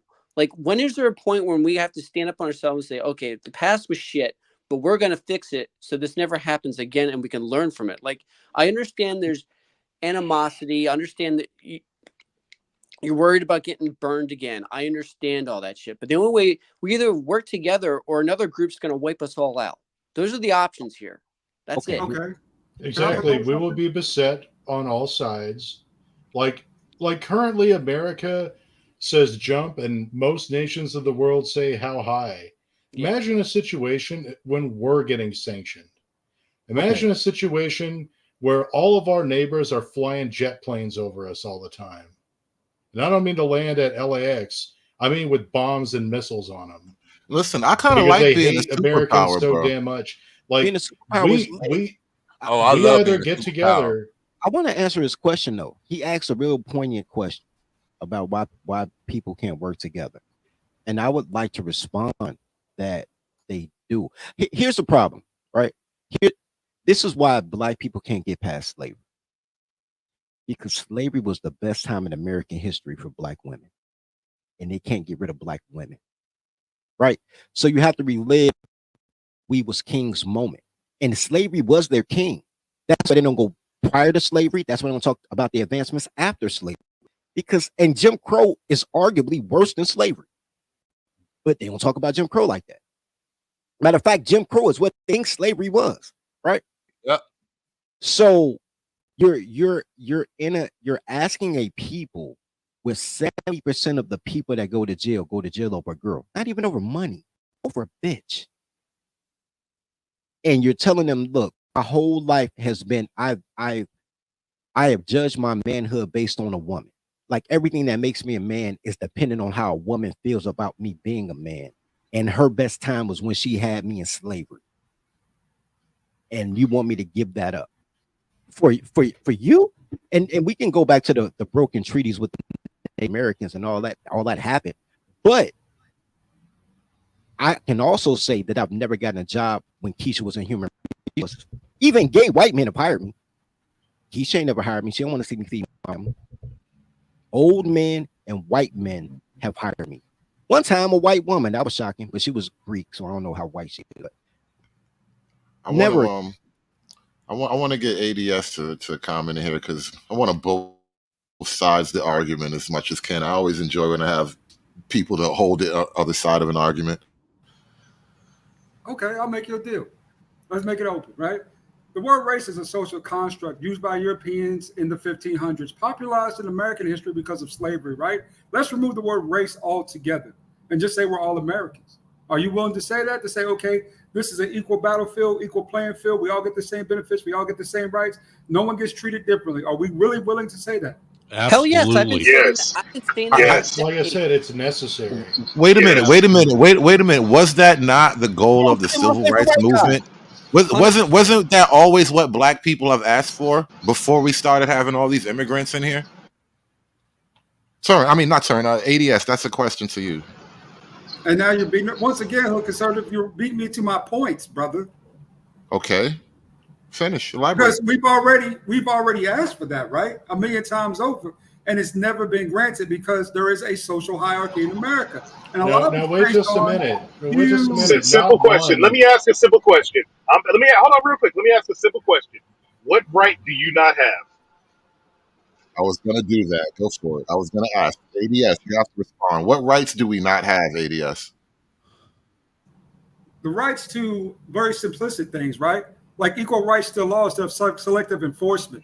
That's one part of it. It seems like it's always the enforcement on our end versus the protect and serve piece of it, right? For us. Secondary. Which right, bro? Which right? You said a specific right. Which one? Which law? That's across the board, brother. If you ever notice, there's selective enforcement of the law. That's just the way it's always. Which law? Well, like what? Child support? Jaywalking? What are we talking about? Hold on, one at a time. One at a time. Let them respond. Say accounting and taxes, right?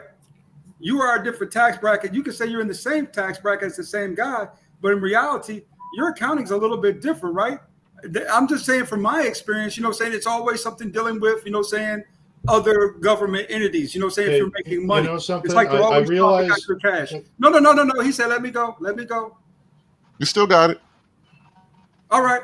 Also, let's be honest, when it comes to traffic stops in America, they're disproportionately black. Until the Latin people got here. Now they're starting to lean more towards that direction, right? That's a big stop too. How does that apply in all white areas? Well, just real quick, Angel made a comment in the chat. There you go. Yes, Michael, he belongs to the blacks. Like he's never going to be white, even if he bleaches skin. Yeah, I saw that. I highlighted that for a second. Something. Dre, you gotta do something about your audio, bro. Your audio's so off, man. I got to strain here. Hey, yo, keep on come back on the panel, bro. I would like to point out or ask a question. How does that work with black people being predominantly more pulled over more by cops than white people? How does that work in areas that are predominantly white or all white? Less traffic stops. You know that Have you ever lived in it? Have you ever lived in an all white or predominantly white town? Yes, I'm from Henderson, Kentucky. I have, yes. Then you should absolutely know that there's not less traffic stops. Actually, they start focusing on the poor. Same thing they do in the hood. They focus on the poor, the people that don't have money.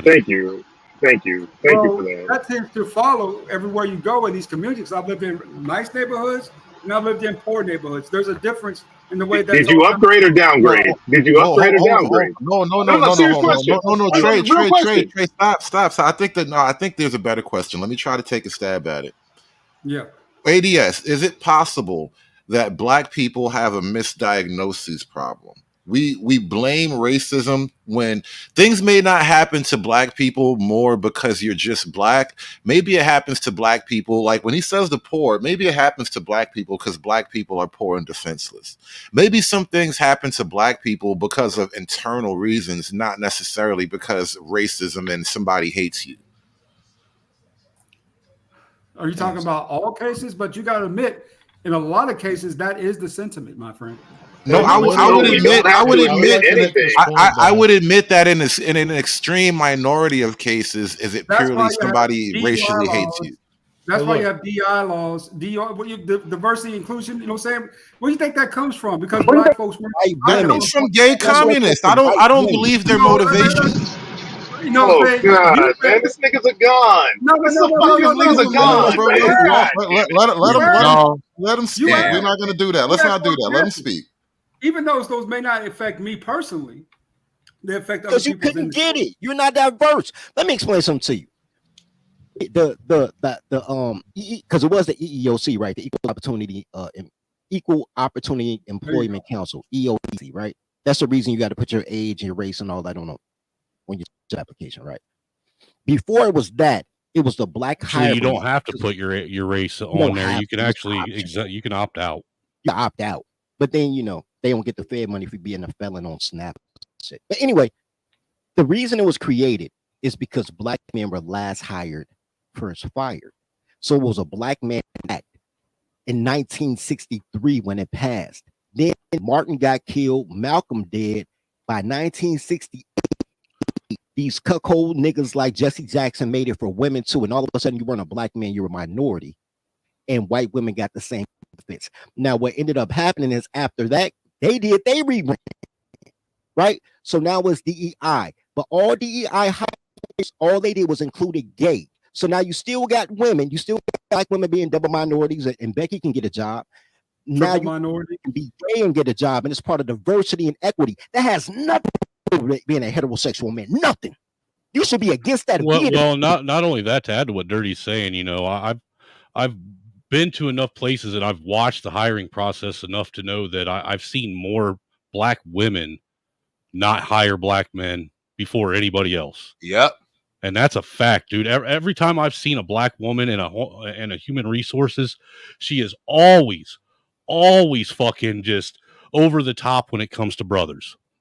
But yet, same type of person will get on these panels talking about how they care about, the black community and they stand with the brother, but yet they won't hire the brother. And then want to sit and tell them that it's racism that caused it.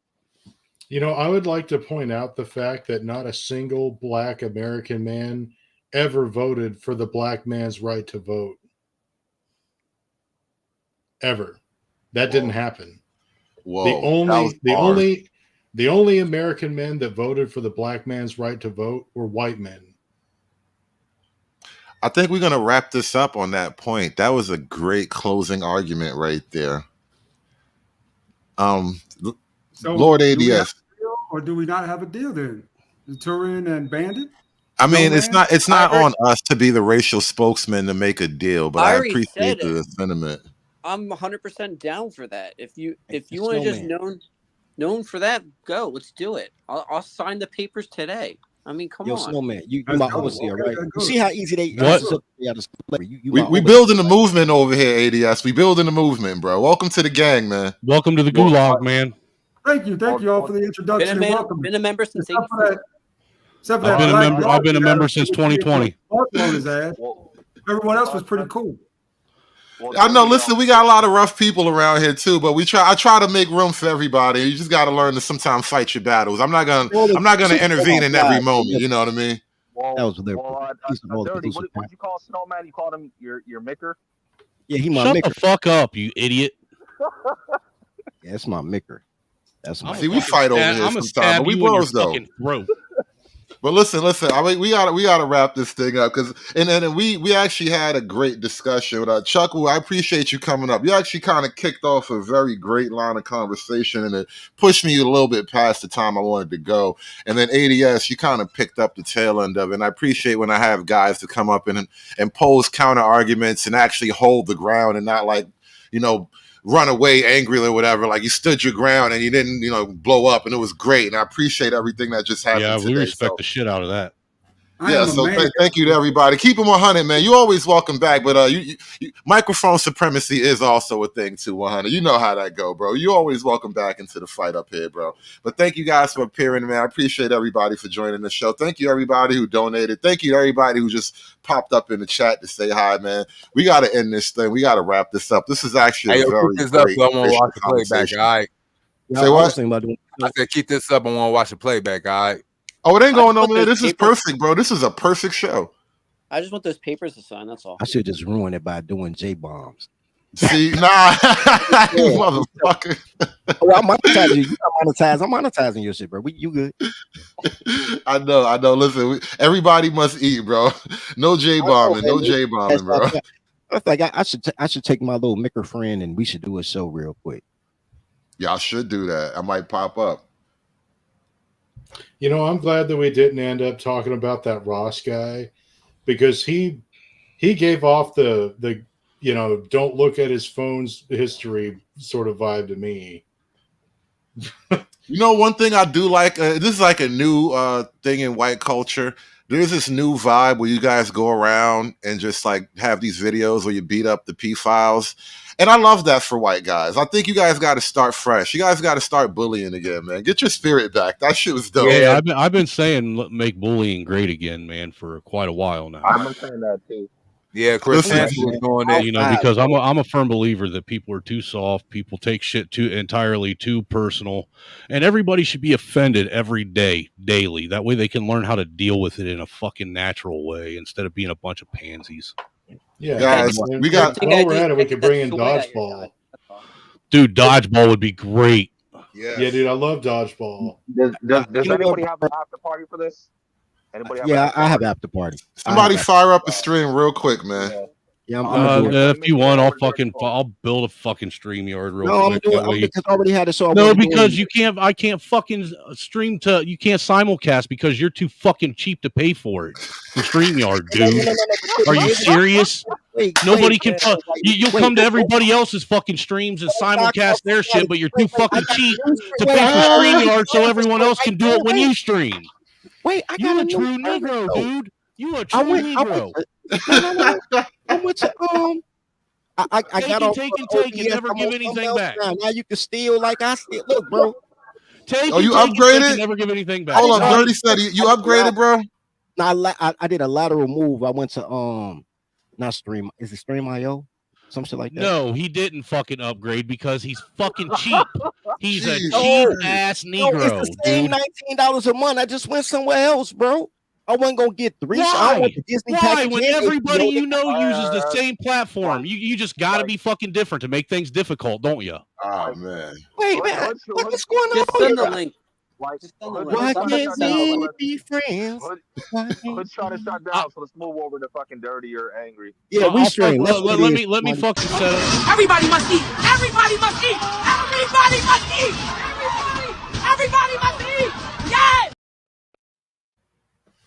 Yeah, restream, bro. You can restream. Nah, dude, I'm setting up a studio. You gotta let everybody eat, Dirty, bro. You gotta let everybody eat, man. We go in the Snowman's house so everybody can eat off his house. Oh man, y'all motherfuckers. Snowman be setting out like cultural appropriation, cold cuts, and you go to white people's house, they be having little cheese trays and shit. This is cultural appropriation, bro. Y'all, there's nothing wrong with the good black man for the white man. Y'all treat me like Janet Jackson. It's true about the cheese trays and the little meats and fruit and stuff. I just found it's called chartreuse or something, right? Charcuterie. Charcuterie board. Chartreuse. There you go. I just learned a new white word earlier. Charcuterie. Charcuterie. It's the And board the cheese that you put, balls you could dip the crackers into. Like, that's Oh. great. I like. Yeah, I got trauma over there too. or I like meat wrapped trauma. in cream cheese. Oh, so good. See, this is why we go on the snowman. All right, man. Hurry up, fire up, Chuck. I'm getting ready to drop the StreamYard link in the back for. I'm holding it. I'm holding the gate open so we can just make a nice, smooth transition, man. Give me a second. I'm gonna put the StreamYard link in the back, and then I'll drop the fucking YouTube link in the chat. We're going to a clan. We're going to a clan meeting. You sound like you don't want all these meeting niggas in your house all of a sudden, Snowman. I don't mind. There it is, man. The link's in the back. Give me a second. Yes, sir. No more cursed cats, brother. No more cursed cats. Cursed cat. Yeah, brother. That was cursed just this white man though. He be doing stuff you can't monetize. He playing all type of regular music and shut the fuck up, dude. Who asked you? Cats. Don't fucking share the first 10 minutes of my show then. Stop being a crybaby. Jesus fucking Christ. Your foreplay trash, bro. Man, I miss when I was your favorite black guy, man. Who, you? Fuck you, Dirty. What happened? Dirty's more fun, man. I can get under his skin. Pause. Yeah. I swear, and see, we can't let y'all talk together too long. Sooner or later, it starts to it starts sounding really fucking gay, don't it? I swear to God, bro, y'all gotta work that shit out, man. All right, the link's in the chat. The fucking StreamYard link's in the back. I'm out of here. Deuces. All right, Sean. Can you repost that? All right, I'll see you over there. Yeah, good show. Later, Good. You know what I'm saying? Have a good night, man.